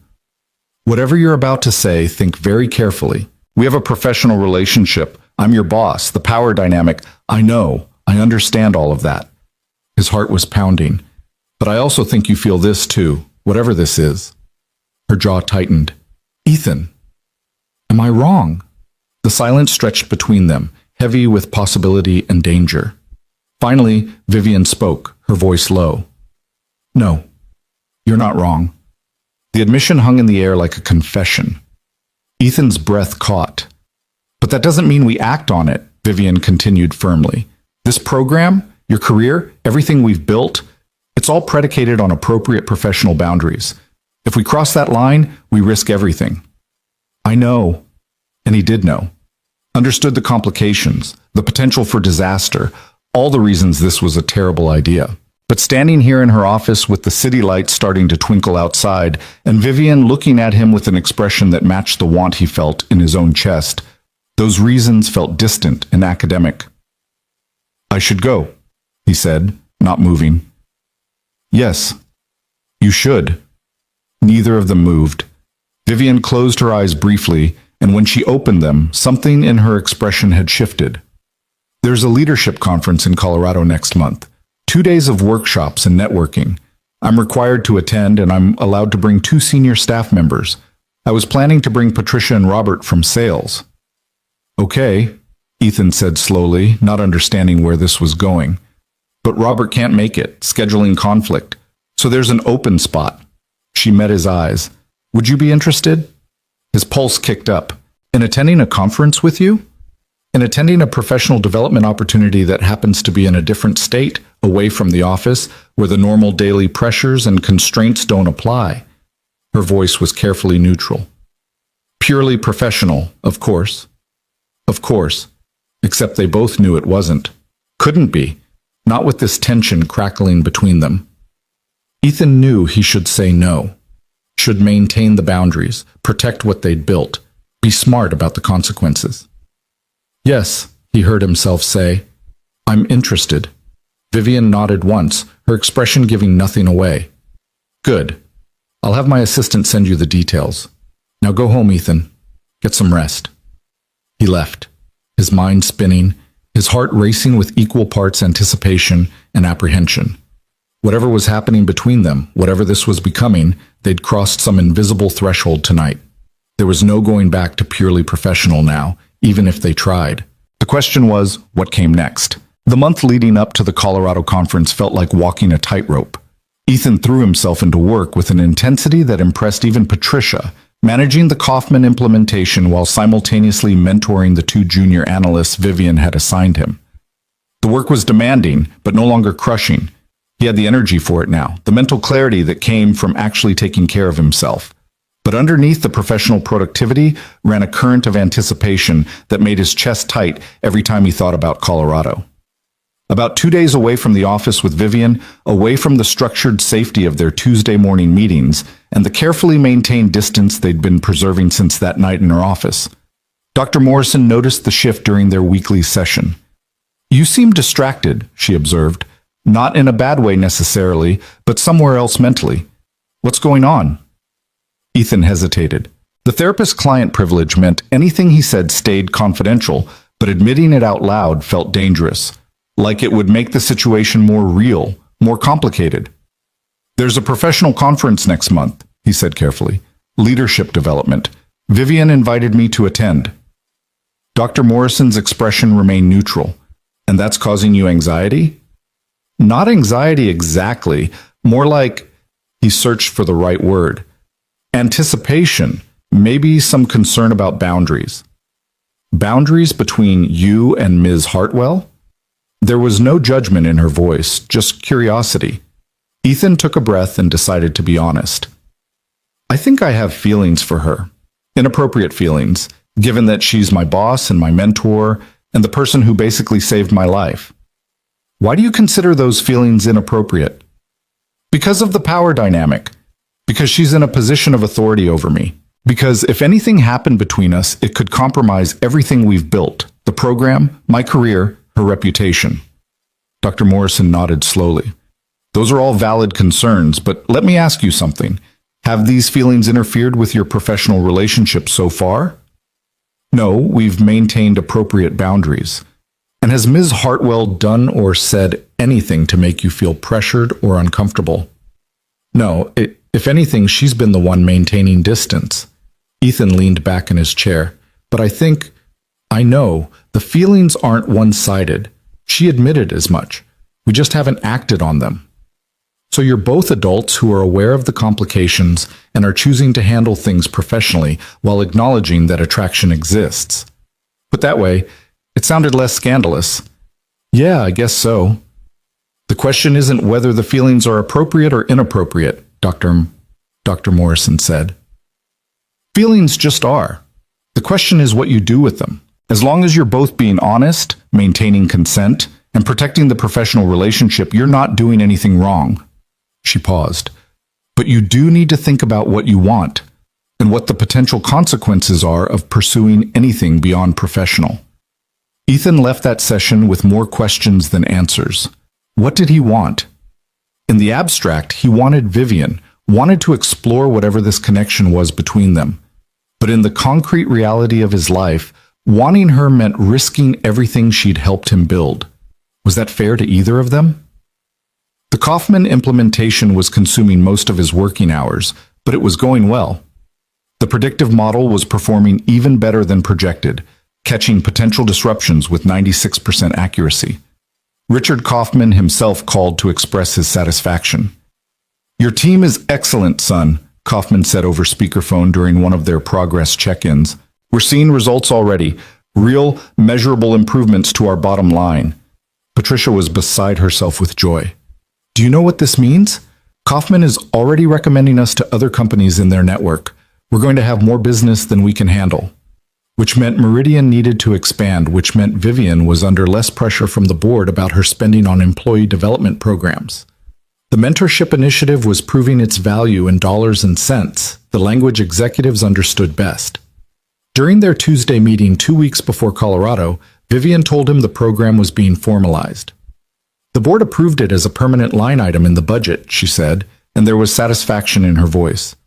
5 positions initially, with potential to expand based on results. "You helped make that happen, Ethan." "We helped make that happen," he corrected. "You built the framework. I just proved it could work." "Take the credit. You've earned it." She pulled out her tablet, swiping through what looked like presentation slides. "I'm also going to need your help with something. Part of the Colorado conference involves presenting the mentorship program to other CEOs as a potential model. I want you there for that presentation." Ethan's eyebrows rose. "You want me to talk about my own experience?" "Only if you're comfortable. But yes, the data is compelling, but personal testimony is powerful. Executives respond to stories, not just statistics." The idea of standing in front of a room full of CEOs and admitting how close he'd come to complete collapse was terrifying. But it was also an opportunity to help others, to maybe inspire other companies to invest in their struggling employees instead of just firing them. "I'll do it," he said. "On one condition." Vivian's expression sharpened with interest. "Which is?" "I want to be involved in selecting the next candidates for the program. I know what the warning signs look like now. I can help identify people who need support before they hit crisis point." She considered this for a moment. "That could work. You'd be reporting directly to me on those assessments. This can't go through normal HR channels because of privacy concerns." "Understood. All right. We'll start after Colorado." She glanced at her watch. "Speaking of which, I'm finalizing the travel arrangements today. We leave Thursday afternoon, conference runs Friday and Saturday, return Sunday morning. 3 days. 72 hours in close proximity. Professional but not." Ethan's pulse quickened. "Sounds good," he managed to say evenly. Vivian's eyes met his, and for just a moment, her professional mask slipped. He saw the same anticipation he felt reflected in her expression, the same awareness of what might happen when they were away from the careful constraints of the office. Then she blinked, and it was gone, replaced by cool professionalism. "I'll have my assistant send you the itinerary. We're staying at the conference hotel, separate rooms, obviously, and there will be several networking events in the evenings." "Obviously," Ethan echoed, though the specification of separate rooms felt pointed, a reminder that despite whatever tension existed between them, they were maintaining boundaries. For now. The week before the conference, Ethan received an unexpected visitor at his office. Marcus Chen, one of the junior analysts he'd been mentoring, knocked hesitantly on his doorframe. "Got a minute?" Marcus asked. "Sure. Come in." Ethan gestured to the chair across from his desk. Marcus was 24, fresh out of grad school, brilliant with data but rough around the edges professionally. "What's up?" Marcus sat down, looking uncomfortable. "I wanted to ask you something kind of personal. You can tell me to mind my own business if you want." "Okay." "A few months ago, you were struggling, like really struggling. I could see it even though you tried to hide it." Marcus twisted his hands together. "And then something changed. You got better, really fast. I was wondering, how did you do that?" Ethan studied the younger man carefully. "Why are you asking?"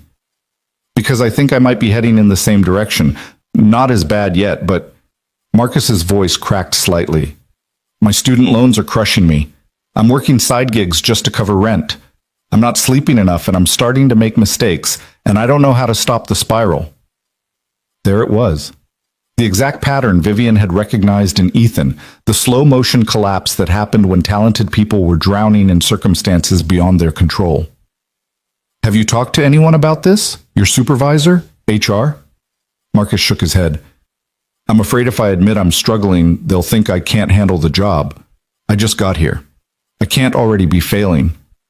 The words were so familiar they hurt. Ethan had said almost the exact same thing to himself 6 months ago. You're not failing, Ethan said firmly. You're dealing with external pressures that are affecting your work. That's different, and there are resources that can help. What resources? This was the moment. The chance to potentially bring Marcus into the mentorship program to offer him the same lifeline Vivian had offered Ethan. But he needed to clear it with Vivian first. Couldn't make promises without authorization. Give me 24 hours, Ethan said. I need to make a call. But Marcus, you did the right thing by coming to me. Don't let this eat at you in silence. After Marcus left, Ethan immediately went to Vivian's office. Her assistant tried to stop him. She was in a meeting, but Ethan insisted it was urgent. Vivian stepped out into the hallway, her expression concerned. What's wrong? Marcus Chen just came to my office. He's drowning financially. Student loans, can't make rent, working himself into the ground. I think he's a candidate for the mentorship program. Vivian's expression shifted from concerned to focused. Tell me everything. Ethan relayed the conversation. Vivian listened intently, asking questions about Marcus's work performance, his potential, the severity of his situation. All right, she said when he finished. I'll pull his file and review his performance metrics. If everything checks out, we can bring him in. Good catch, Ethan. He came to me because he noticed I got better. He wanted to know how. What did you tell him? That there were resources. I didn't mention the program specifically. That felt like your call to make. Vivian nodded approvingly. Smart. Let me do the vetting. If he's a fit, we'll bring him in next week. She paused. This is exactly the kind of early intervention the program is designed for, catching people before they hit rock bottom instead of after. 3 days later, Marcus Chen became the 4th member of the mentorship program. Ethan sat in on the initial meeting where Vivian explained the offer, watched Marcus's face cycle through disbelief, hope, and overwhelming relief. It was like watching his own reaction in a mirror. Thank you, Marcus said, his voice thick with emotion. I can't. You don't have to thank me yet, Vivian said. Thank me when you're thriving. For now, just accept the help and do the work. After Marcus left, Vivian turned to Ethan. You're going to be his primary mentor. I'll handle the executive oversight, but you'll do the weekly check-ins, help him navigate the program, be the person he can talk to when things get hard. Me? Are you sure? You've lived this. You know what he's going through better than I do, and you've demonstrated excellent judgment in identifying him as a candidate. Her expression softened slightly. Besides, helping others is part of your own recovery, Doctor. Morrison would probably tell you the same thing. She was right. Having purpose beyond his own survival, being able to give back in a meaningful way, it felt good. Felt like closing a circle. The day before the Colorado trip, Ethan met with David Chen for their regular financial check-in. His emergency fund was fully funded now, 6 months of expenses sitting safely in a high-yield savings account. His credit card debt was down to almost nothing. His student loans were on an aggressive repayment plan that would have them cleared in 5 years instead of 20. You've done remarkable work, David said, reviewing the spreadsheets. Honestly, some of the best financial recovery I've seen. You should be proud. I had excellent guidance, Ethan replied. Guidance only works if you follow it. Plenty of people get good advice and ignore it. David closed his laptop. So, what are your next goals? Now that we've handled the crisis management, we can start thinking bigger. They talked about retirement planning, investment strategies, maybe saving for a down payment on a house eventually, things that felt absurdly normal and achievable after months of just trying to survive. Walking out of that meeting, Ethan felt a wave of gratitude so intense it almost knocked him over. 6 months ago, he'd been 3 days from eviction. Now he was planning for retirement. The transformation was almost incomprehensible. He texted Vivian without thinking. Just finished with David. Can't believe how far I've come. Thank you for making this possible. Her response came 10 minutes later. You made it possible. I just helped clear the path. Safe travels tomorrow. See you at the airport. The flight to Denver left at 2 in the afternoon. Ethan arrived at the airport an hour early, checked his bag, and was heading toward security when he saw Vivian standing near the first-class check-in counter. She wore dark jeans and a cashmere sweater instead of her usual suits, her hair down instead of pulled back. She looked younger, less intimidating, almost approachable. Their eyes met across the terminal, and Ethan felt his heart kick against his ribs. This was happening. They were really doing this. Vivian gestured him over. They upgraded us both to first class, perk of booking through corporate travel. The flight was smooth and uneventful, but sitting beside Vivian in the spacious first-class seats felt intimate in a way their office interactions never did. They talked about work at first, the conference agenda, the presentation they'd be giving, networking strategies. But somewhere over Kansas, the conversation shifted. Can I ask you something personal? Ethan said. Vivian glanced at him, her expression guarded. You can ask. I might not answer. Your ex-fiancé, the one who went to prison. Do you ever think about him? She was quiet for a long moment. Sometimes, not often anymore. Mostly I think about who I was when I was with him, how blind I was to what was happening, how I prioritized work over paying attention to my own life. Do you regret it? The relationship? I regret the ending, the betrayal, the financial devastation, the public humiliation when it all came out. She took a sip of her wine. But I don't regret the person it forced me to become. I learned things about myself in that collapse that I needed to learn. Like what? That I'm stronger than I thought, that asking for help isn't weakness, that the armor I wore to protect myself was also isolating me from genuine connection. Her eyes met his. Sound familiar? Very, Ethan admitted. They lapsed into comfortable silence. Outside the window, clouds stretched endlessly white and pure. Inside the plane, the muted conversations of other passengers and the steady hum of the engines created a bubble of privacy. What about you? Vivian asked. Do you think about Sarah? Less and less. I was angry for a long time, angry that she left, angry about the money, angry that she got to move on while I was drowning. He considered his words carefully. But now I mostly feel grateful. Grateful? That it ended before we got married. That I found out she wasn't the person I thought she was before we built even more of a life together. He turned to look at Vivian. And grateful that it led to this. To the program. To becoming someone better than I was. You were always good, Ethan. You just needed support to show it. The way she said his name sent warmth through his chest. Not Mr. Cole, like in the beginning. Not Ethan, in the brisk professional tone of their office meetings. Just his name, soft and personal. Vivian, he said, testing the intimacy of her first name instead of Ms. Hartwell. She smiled slightly. Yes? Are we going to talk about what happens this weekend? Away from the office, away from all the normal rules? Her smile faded, replaced by something more serious. I don't know. What do you want to talk about? I want to know if this, he gestured between them, is real or if I'm imagining it. You're not imagining it. She set down her wine glass carefully. But that doesn't mean we should act on it. The complications. I know about the complications, the power dynamic, the professional risks, all of it. Ethan leaned slightly closer. But I also know that I've spent 6 months rebuilding my life, and for the first time in years, I feel like I know what I want. And part of what I want is to see where this could go. Vivian's breath caught slightly. Ethan, you don't have to decide anything now. I'm just being honest.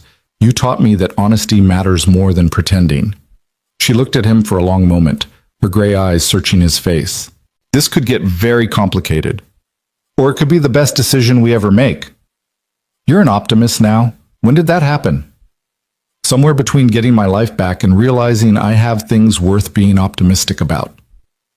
The plane began its descent into Denver.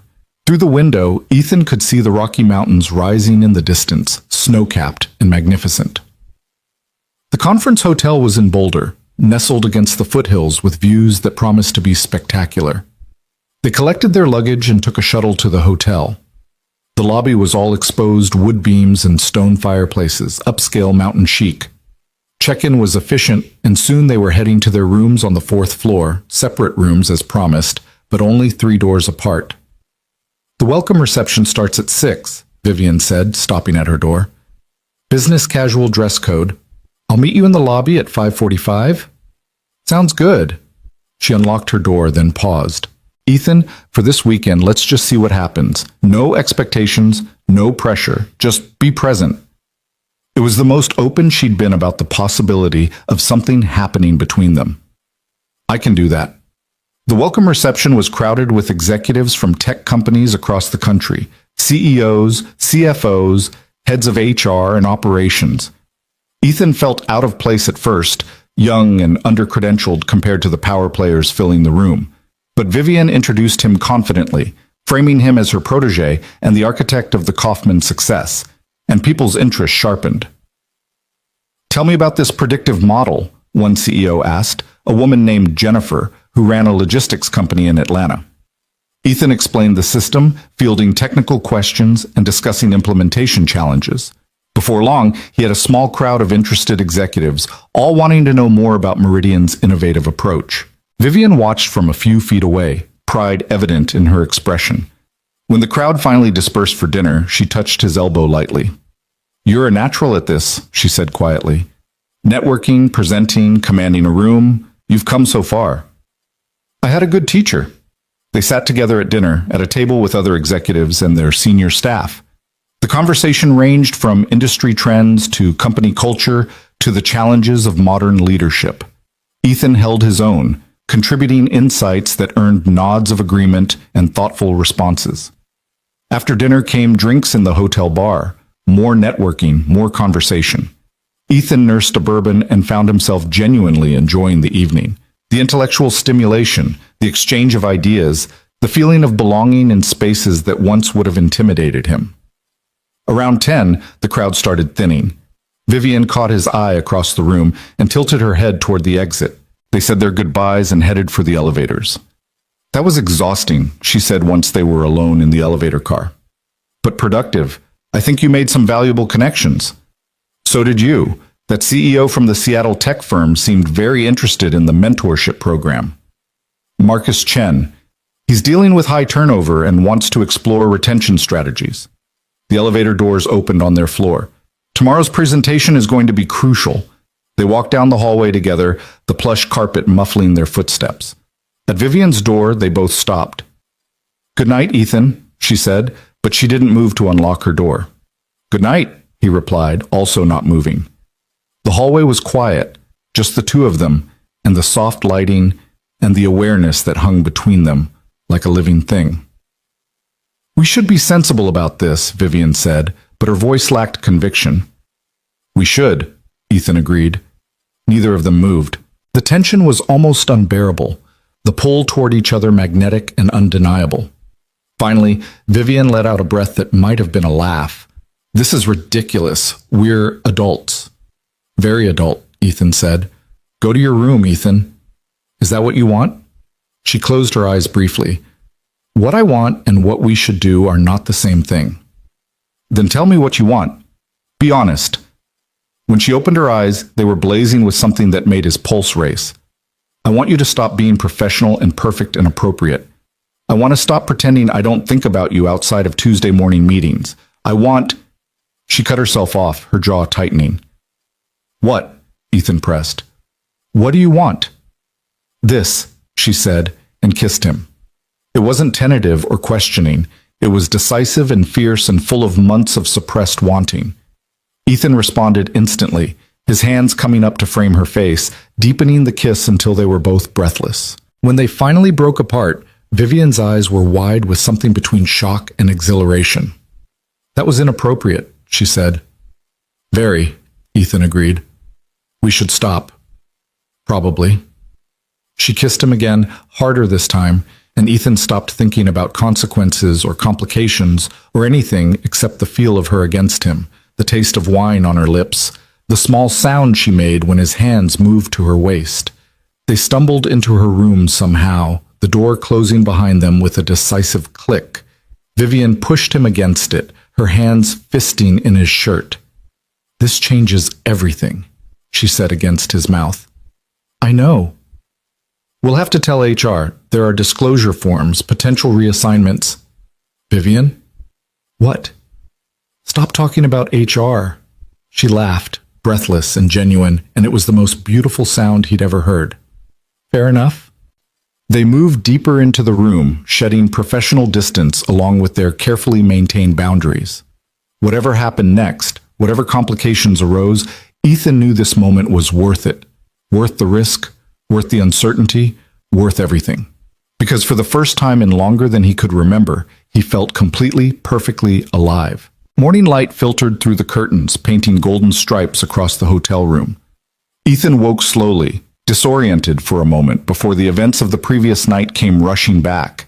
He was in Vivian's room, in Vivian's bed, and she was still asleep beside him, her dark hair spread across the pillow, her face peaceful in a way he'd never seen during their professional interactions. Reality hit him like cold water. They'd crossed every line that existed between them. The mentor-mentee relationship, the boss-employee dynamic, the carefully maintained professional distance, all of it shattered in a few hours of honesty and wanting. Ethan's first instinct was panic. What had they done? How would they walk this back? But looking at Vivian's sleeping face, he found he didn't want to walk it back. Didn't regret it. The complications were real, but so was this connection between them. Vivian's eyes opened, gray and clear and immediately alert. She looked at him for a long moment without speaking. "Morning," Ethan said quietly. "Morning." She didn't move away, didn't pull the professional mask back on. "We need to talk about this." "I know." She sat up, pulling the sheet with her, and Ethan could see her brain already working through scenarios and consequences. This can't be a secret. The power dynamic makes secrecy dangerous, for both of us, but especially for you. "I agree. We'll need to disclose to HR as soon as we're back. There are protocols for workplace relationships, especially when there's a supervisory element." Her voice was businesslike, but her hand found his under the sheets. "They might require one of us to transfer departments or report to someone else." "Whatever needs to happen, we'll handle it." Ethan squeezed her hand. "I'm not walking away from this just because it's complicated." Something in her expression softened. "You're sure? Because once we disclose, there's no taking it back. Everyone will know. There will be gossip, speculation, probably some people who think you slept your way to success." "Let them think whatever they want. I know the truth. You know the truth. My work speaks for itself." Vivian studied him carefully. "You really have changed. 6 months ago, you would have been terrified of what people thought." 6 months ago, I was terrified of everything." He reached up to brush a strand of hair from her face. "You helped me find my courage. I'm not going to lose it now." She kissed him softly, and it felt different from the fierce urgency of the night before. Gentler, but somehow more meaningful. A promise instead of just passion. "We still have to get through today's presentation," she said when they broke apart. "Can we table the personal stuff until after the conference? I need to be focused." "We can do that." They separated to their own rooms to shower and change. Ethan stood under the hot water for a long time, trying to organize his thoughts. Everything was different now. Not in a bad way, but in a way that would require navigation and honesty and probably some difficult conversations. He thought about Dr. Morrison, about what she'd said regarding feelings and actions and consent. They were both adults, both aware of the complications, both choosing this with open eyes. That had to count for something. The conference breakfast was crowded with executives comparing notes from the previous evening's networking. Ethan found Vivian at a table near the windows, already reviewing her presentation notes. She looked up when he approached, and something passed between them. Acknowledgement, understanding, connection. "Sleep well?" she asked, her tone professional, but her eyes warm. "Very well, thanks." Patricia joined them a few minutes later, chattering about the contacts she'd made and the potential clients she'd identified. If she noticed anything different between Ethan and Vivian, she didn't mention it. The morning sessions were standard conference fare, panels on leadership trends, workshops on organizational culture, networking breaks with expensive coffee and mediocre pastries. Ethan attended dutifully, taking notes and making connections. But his mind kept drifting to the afternoon session where he and Vivian would be presenting the mentorship program. At noon, they had a working lunch in a small conference room to finalize their presentation. Just the two of them, reviewing slides and rehearsing talking points. "You'll open with your story," Vivian said, clicking through the PowerPoint. "Keep it factual but emotional. These executives need to understand the human cost of ignoring struggling employees." "How much detail do you want me to share?" "Enough to be compelling. You were engaged, experienced financial collapse, ended up barely functional while hiding it from everyone. Then the intervention happened and you transformed. Hit those beats without getting lost in the weeds." Ethan nodded. Speaking about his lowest point to a room full of strangers was daunting, but it was also important. If his story could convince even one CEO to implement a similar program, it was worth the vulnerability. "And you'll follow with the data," he said, moving to the next slide. "ROI calculations, retention metrics, productivity improvements." "Right. We give them the emotional hook, then prove it makes business sense. Hearts and minds." Vivian looked up from the laptop. "You nervous?" "A little. More excited than nervous, though." "Good. Use that energy." She closed the laptop. "Ethan, about last night, we said we'd table it until after the conference." "I know, but I need you to understand something." She turned to face him fully. "What happened between us, it wasn't just physical. I have real feelings for you. Feelings that started developing months ago, even though I tried to suppress them. This isn't casual for me." His heart squeezed. "It's not casual for me either." "Then we're on the same page. We'll deal with the professional complications together, but I want you to know where I stand." "Where we stand," he corrected. She smiled, quick and genuine. "Where we stand." The afternoon session was in the main ballroom, set up theater style with about 200 executives in attendance. Ethan stood backstage with Vivian, his heart pounding but his mind clear. "Ready?" she asked. "Ready."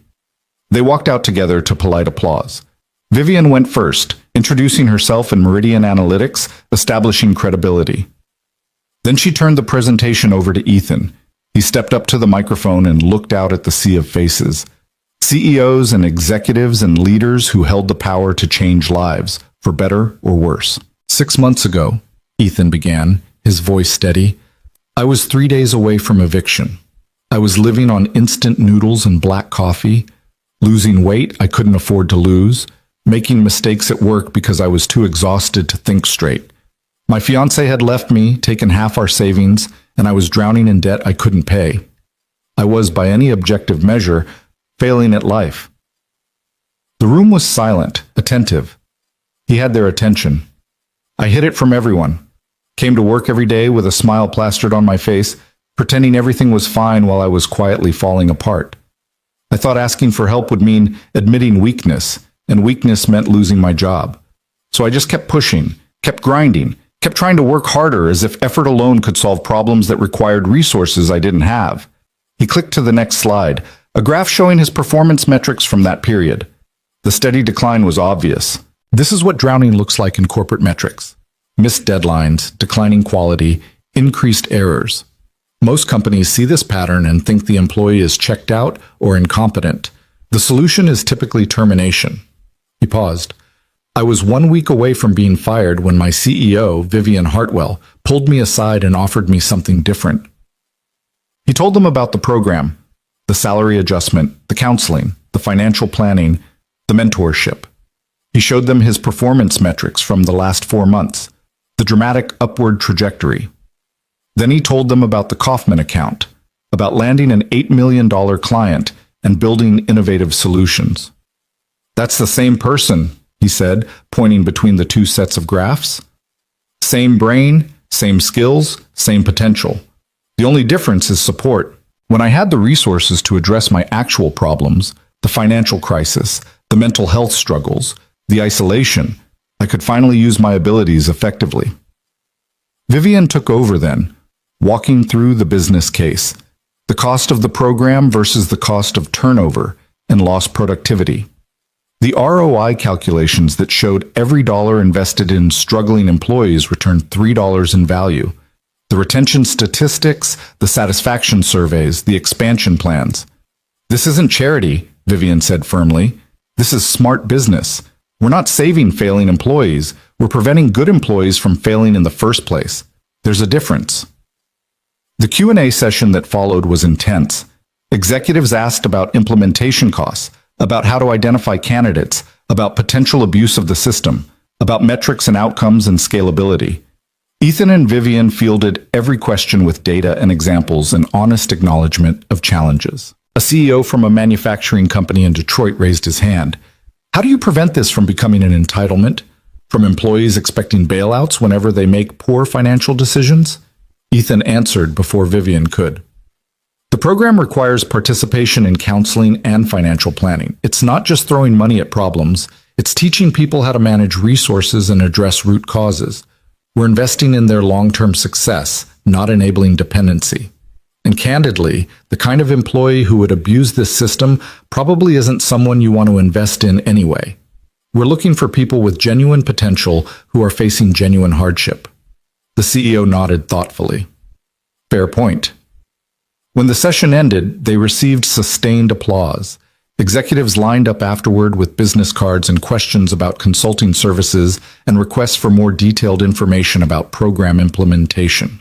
Marcus Chen, the CEO from Seattle who'd talked to Vivian the night before, approached with enthusiasm.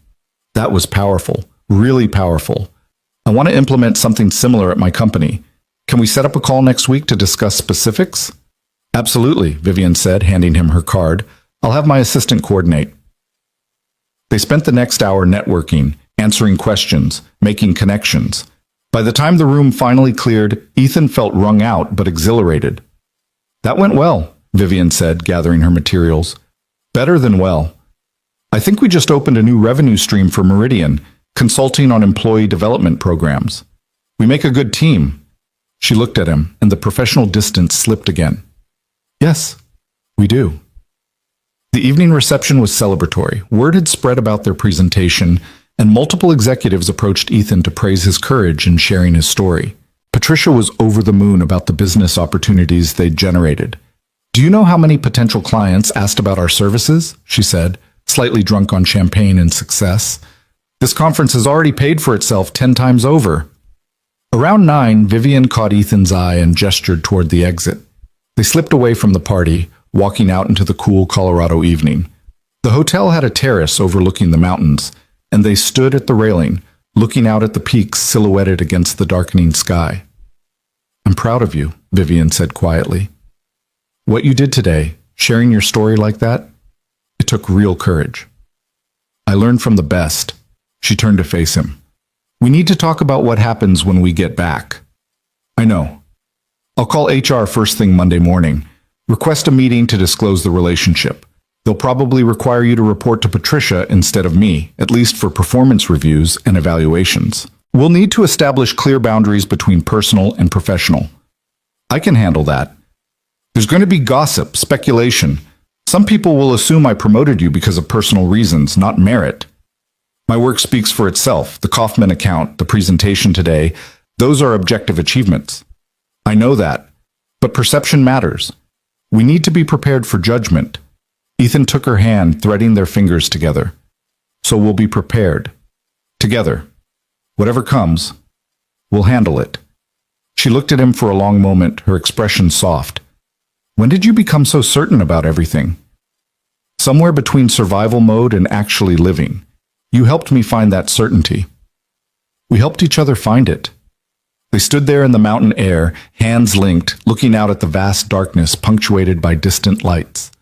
The conference had gone better than either of them could have hoped. The program was validated, expanding, potentially transforming how other companies approached employee development. And this thing between them, complicated, risky, real, was out in the open now.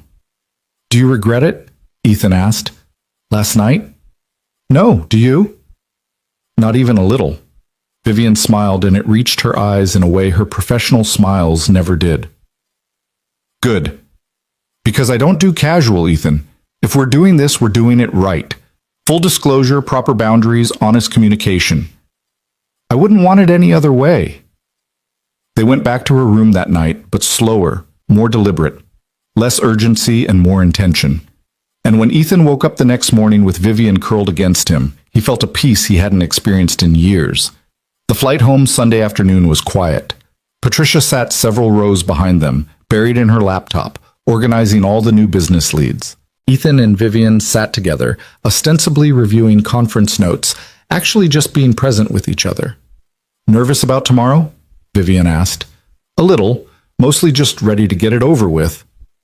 HR will be professional, probably a bit bureaucratic, but they'll handle it appropriately. And then? And then we figure out how to make this work. The relationship, the professional boundaries, all of it. She glanced at him. I don't have all the answers, Ethan. This is new territory for me, too. We'll figure it out together. Monday morning, Vivian called him at 7. HR meeting is at 10, conference room B, both of us. I'll be there. The meeting was with Jennifer Walsh, head of HR, and her deputy, Michael Torres. They were professional and efficient, asking direct questions about when the relationship started, whether there had been any coercion or pressure, how they planned to manage conflicts of interest.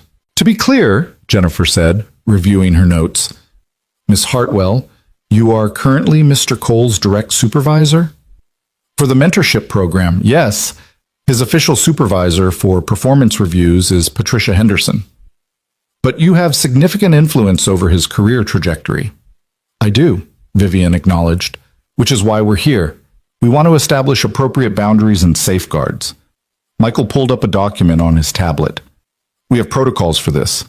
Given the power dynamic, we recommend that Mr. Cole be formally reassigned to report exclusively to Ms. Henderson. Ms. Hartwell can continue to oversee the mentorship program, but all performance evaluations, promotion decisions, and salary adjustments for Mr. Cole will go through Ms. Henderson and require approval from at least one other executive. That's acceptable, Vivian said. Mr. Cole, Jennifer asked, do you have any concerns about this arrangement? No, it makes sense to have clear separation between personal and professional. They went through additional protocols, disclosure to their immediate teams, recusal from certain decisions, annual reviews of the arrangement to ensure no conflicts had developed. It was thorough and slightly awkward, but necessary. One more thing, Jennifer said as they were wrapping up. There will likely be gossip. Office relationships, especially between different levels of hierarchy, always generate talk. How you choose to handle that is up to you, but I'd recommend being matter-of-fact about it. Don't hide, but don't overshare. Understood, Ethan said. After the meeting, Vivian walked him back toward his office. Well, that's done. Official and documented. How do you feel? Relieved, mostly. I don't like secrecy. She paused outside his door. I need to tell Patricia myself, before the rumor mill does. Makes sense. And you should probably tell your team, Marcus especially. He looks up to you. Ethan nodded. The conversation with Marcus would be important. He didn't want the younger analyst to think the mentorship program was just a way for Vivian to recruit romantic partners.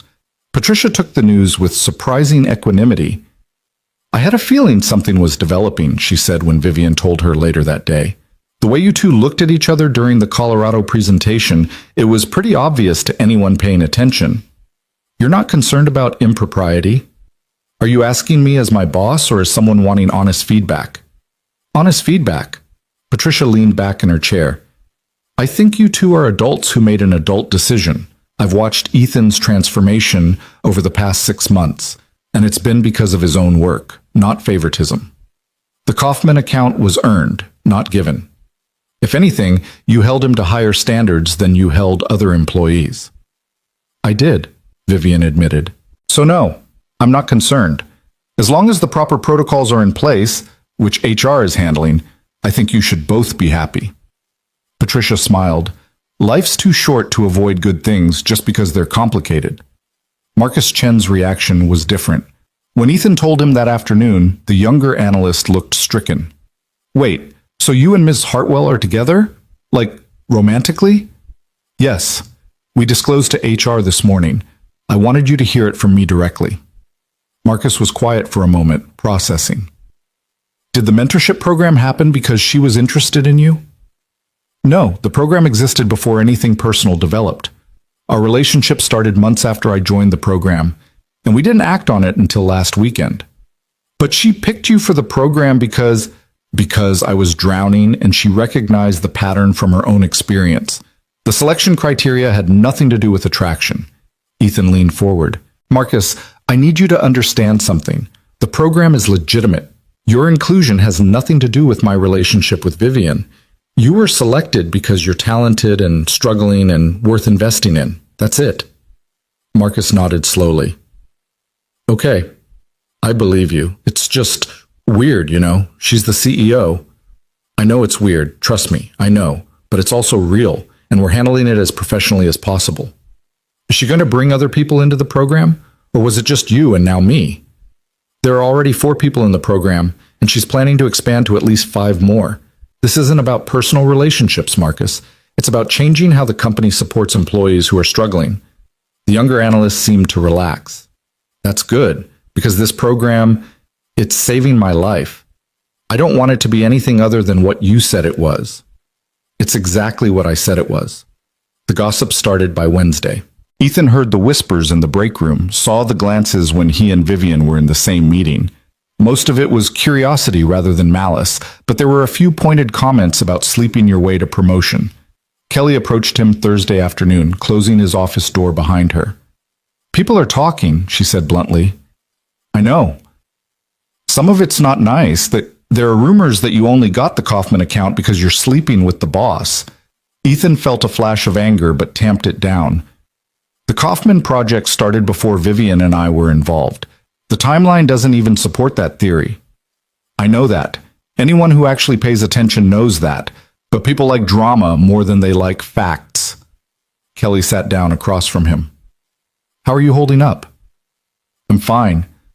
The gossip is annoying, but it'll die down once something more interesting happens. And you and Vivian? You're really doing this? We're really doing this. Kelly studied him carefully. You look happy. Happier than I've ever seen you, actually. So whatever people say, hold on to that. The following Tuesday, Ethan had his first official meeting with Vivian as program participants rather than supervisor and employee.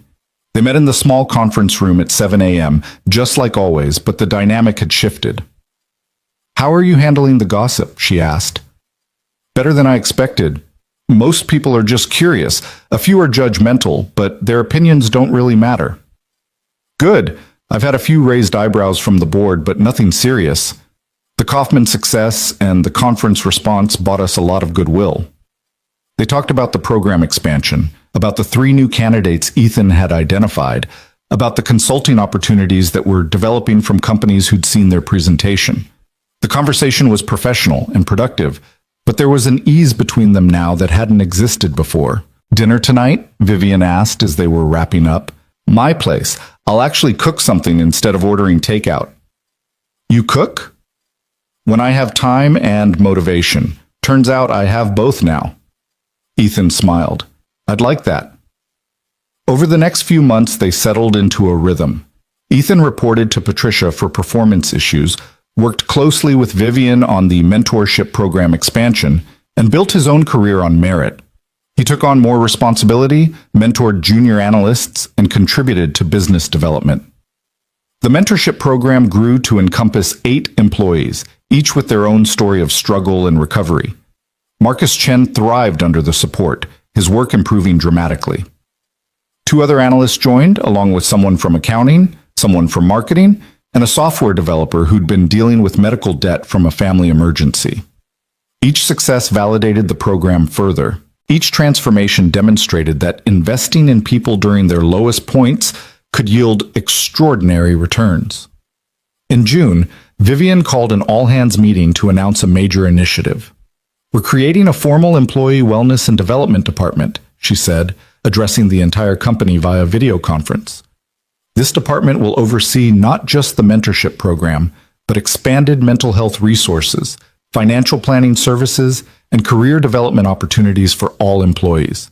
We're committing 5% of our annual budget to this initiative because we believe our people are our greatest asset. The announcement was met with applause and genuine enthusiasm. Ethan watched from the back of the room, proud of what they'd built together. After the meeting, the board called Vivian to express their approval. The program had reduced turnover by 30%, increased productivity metrics across the board, and generated positive press that enhanced Meridian's reputation as an employer. Several other companies had contracted for consulting services, creating a new revenue stream. You were right, the board chair told Vivian. Investing in people was smart business. That evening, Ethan and Vivian celebrated at her apartment. She'd made pasta from scratch, and they ate on her balcony overlooking the city lights. We did it, she said, raising her wine glass. Built something that matters. You did it. I just helped. We did it together. Don't diminish your role. She set down her glass. I have something to tell you. Ethan's heart skipped. What? I've been offered a position, CEO of a major tech company in San Francisco. Significant salary increase, huge opportunity. She paused. I turned it down. What? Why? Because what we're building here matters more than a title upgrade. The mentorship program, the cultural shift at Meridian, the consulting work. This is legacy stuff, Ethan. This changes lives. She reached across the table to take his hand. And because my life is here, you're here. I'm not interested in starting over somewhere else when everything I want is right here. Ethan felt his throat tighten with emotion. You turned down a major opportunity for this? For us? I turned it down because this is where I want to be. The opportunity, the program, the relationship, all of it. I'm choosing this life intentionally. I love you, Ethan said, the words coming out before he'd planned them. I know we haven't said it yet, but I love you, and I need you to know that. Vivian's eyes brightened with tears. I love you too. Have for months, probably. I just didn't want to say it until I was sure we could make this work. We're making it work. We are. They moved inside as the evening cooled, curling up on her couch with coffee and comfortable silence. Ethan thought about the man he'd been 9 months ago, desperate, drowning, certain his life was over. That man couldn't have imagined this. Success, stability, love, purpose. What are you thinking about? Vivian asked. How far we've both come. How that night at the holiday party changed everything. She smiled. When I cornered you in the bathroom and you thought I was going to fire you? When you saw me clearly enough to know I needed help, even when I was hiding it from everyone, including myself. We saw each other, she corrected. I recognized your struggle because I'd lived it. You recognized my loneliness because you'd lived it. Sometimes the best connections come from shared understanding of pain. And then we build something better together. Exactly. The company picnic in August was the unofficial debut of their relationship to the wider Meridian community. They'd been dating for 6 months by then, and while people knew, they'd kept things relatively private. But at the picnic, Vivian's hand found his during the group photo, and that simple gesture said everything. The picture ended up in the company newsletter. Vivian Hartwell and Ethan Cole, along with the rest of the leadership team, smiling at the camera. No hiding, no shame, just two people who'd found each other through unlikely circumstances and built something real. Patricia pulled Ethan aside during the picnic. You two look happy. We are. Good. You both deserve it. She paused. I'm recommending you for VP of Analytics when Robert retires next year. Your work has been exceptional, and you've demonstrated real leadership with the junior analysts. Ethan's eyes widened. VP? That's earned. Completely earned. And before you worry about appearances, this recommendation is going through proper channels with multiple executives signing off. Nobody can claim it's favoritism. He'd come so far from the struggling analyst who could barely make rent. Now he was being considered for vice president. The transformation was almost incomprehensible. That night, he told Vivian about the VP recommendation. She smiled with pure pride. You've earned that 10 times over. I'm not surprised. It feels surreal. It's real. You're just not used to success yet. She pulled him closer. Get used to it. You're going to have a lot more of it. In October, Meridian's quarterly earnings report included a special section on the Employee Wellness and Development Program. The metrics were undeniable. Retention up, productivity up, Employee satisfaction scores the highest they'd ever been. The program had expanded to 15 participants, with plans to offer scaled versions of the support services to all employees. The business press noticed. Articles appeared in major publications about Meridian's innovative approach to employee development, often featuring interviews with Vivian about the philosophy behind the program. She always mentioned that the idea came from her own experience and was refined through working with employees like Ethan Cole, whose transformation demonstrated the program's potential. When asked directly about her relationship with Ethan during one interview, Vivian was matter-of-fact. "Yes, we're in a relationship. We disclosed it to HR, established appropriate professional boundaries, and have maintained those boundaries consistently. Our personal relationship developed after his participation in the mentorship program began and has no bearing on his professional achievements, which are extensive and well documented." The interview ran with the headline, CEO Vivian Hartwell on investing in people and finding love in unexpected places. It was respectful and focused on the program's success, mentioning their relationship only as context for their professional partnership. Ethan framed a copy of the article and hung it in his office, not because of the relationship mention, but because of the quote from Vivian. "Sometimes the best business decisions are also the most human ones. Treating employees like people instead of resources isn't just ethical, it's profitable." In December, exactly 1 year after the holiday party where everything changed, Meridian hosted another company celebration. Ethan stood in the same hotel ballroom, wearing a better suit and carrying himself with confidence instead of desperation. Vivian found him near the bar, stunning in a deep blue dress. "Thinking about last year?" she asked. "Hard not to? Same place? Completely different person?" "Not completely different. The core of who you are hasn't changed. You just have support now, resources, the ability to be your best self." Marcus Chen approached, grinning. "Mr. Cole, Ms. Hartwell, great party." "How are you doing, Marcus?" Vivian asked. "Really well. Paid off my credit cards last month, started saving for a house. My work on the Jennings account got mentioned in the quarterly report." His enthusiasm was infectious. "This program changed my life. I just wanted to say thank you." After he walked away, Ethan turned to Vivian. "That's what it's all about, isn't it? Giving people the chance to succeed?" "That's everything." The DJ started playing slow music, and couples drifted onto the dance floor.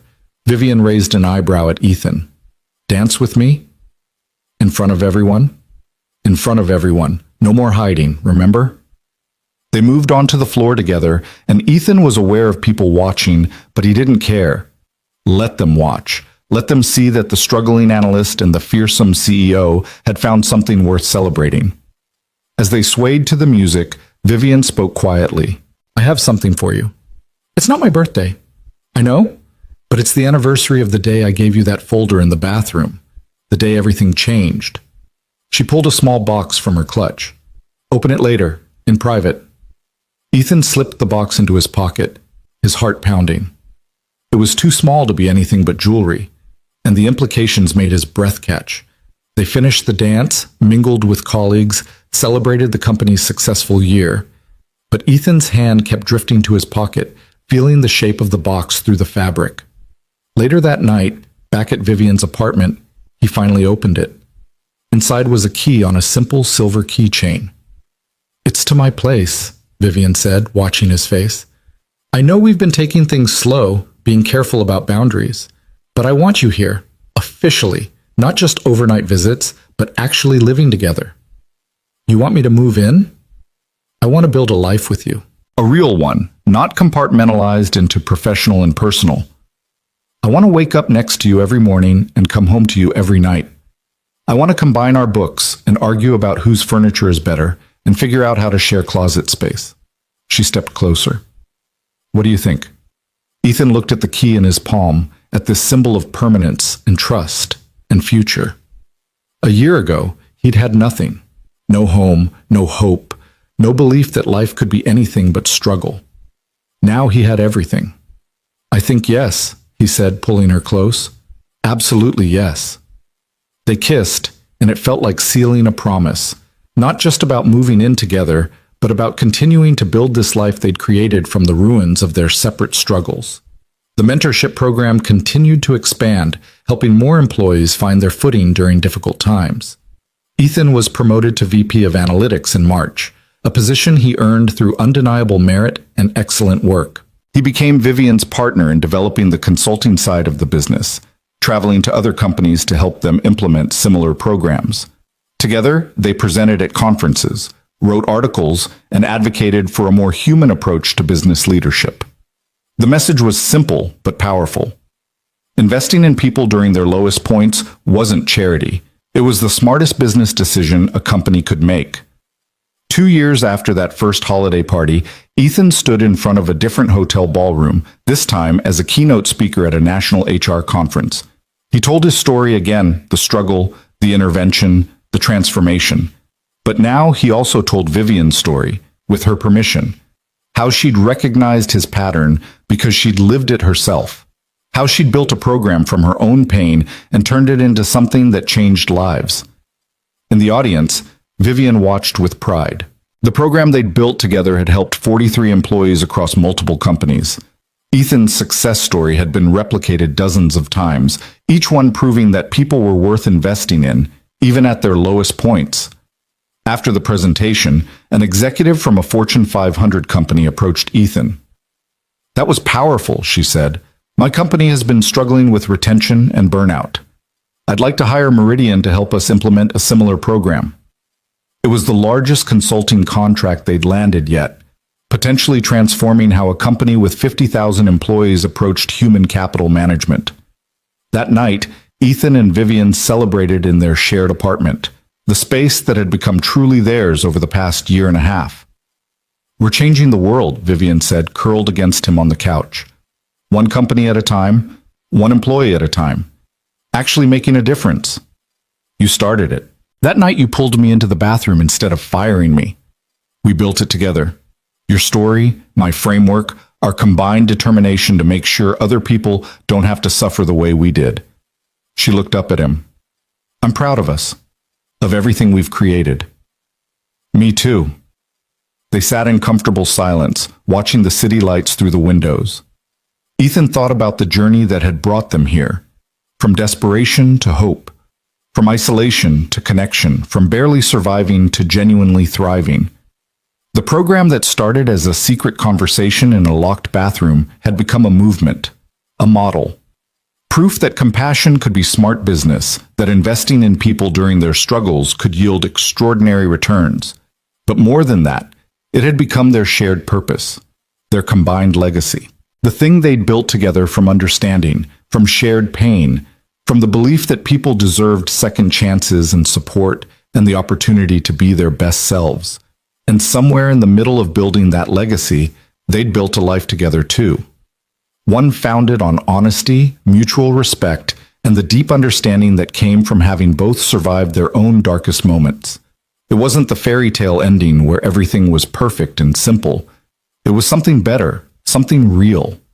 A partnership built on equal footing, with all complications acknowledged and addressed. A relationship that existed in full sunlight, disclosed and documented and completely genuine. The story that began with a desperate man and a fearsome CEO in a hotel bathroom had become something neither of them could have predicted. A program that changed corporate culture, a consulting business that spread that change to other companies, and a love story that proved vulnerability could be strength and asking for help could lead to transformation. Ethan Cole had learned to stop merely surviving and start actually living. Vivian Hartwell had learned that the armor she wore to protect herself didn't have to prevent genuine connection. Together, they'd learned that the best things in life often came from the most unlikely places, from seeing each other clearly in moments of struggle, from having the courage to help and be helped, from building something meaningful from the ruins of their separate pasts. As Vivian fell asleep against his shoulder, Ethan felt a contentment he'd never experienced before. This was home. This was purpose. This was the life he'd stopped believing was possible, now fully real and completely his. And it all started because one person looked at another's drowning and chose to throw a lifeline instead of looking away. Sometimes that's all it takes to change everything.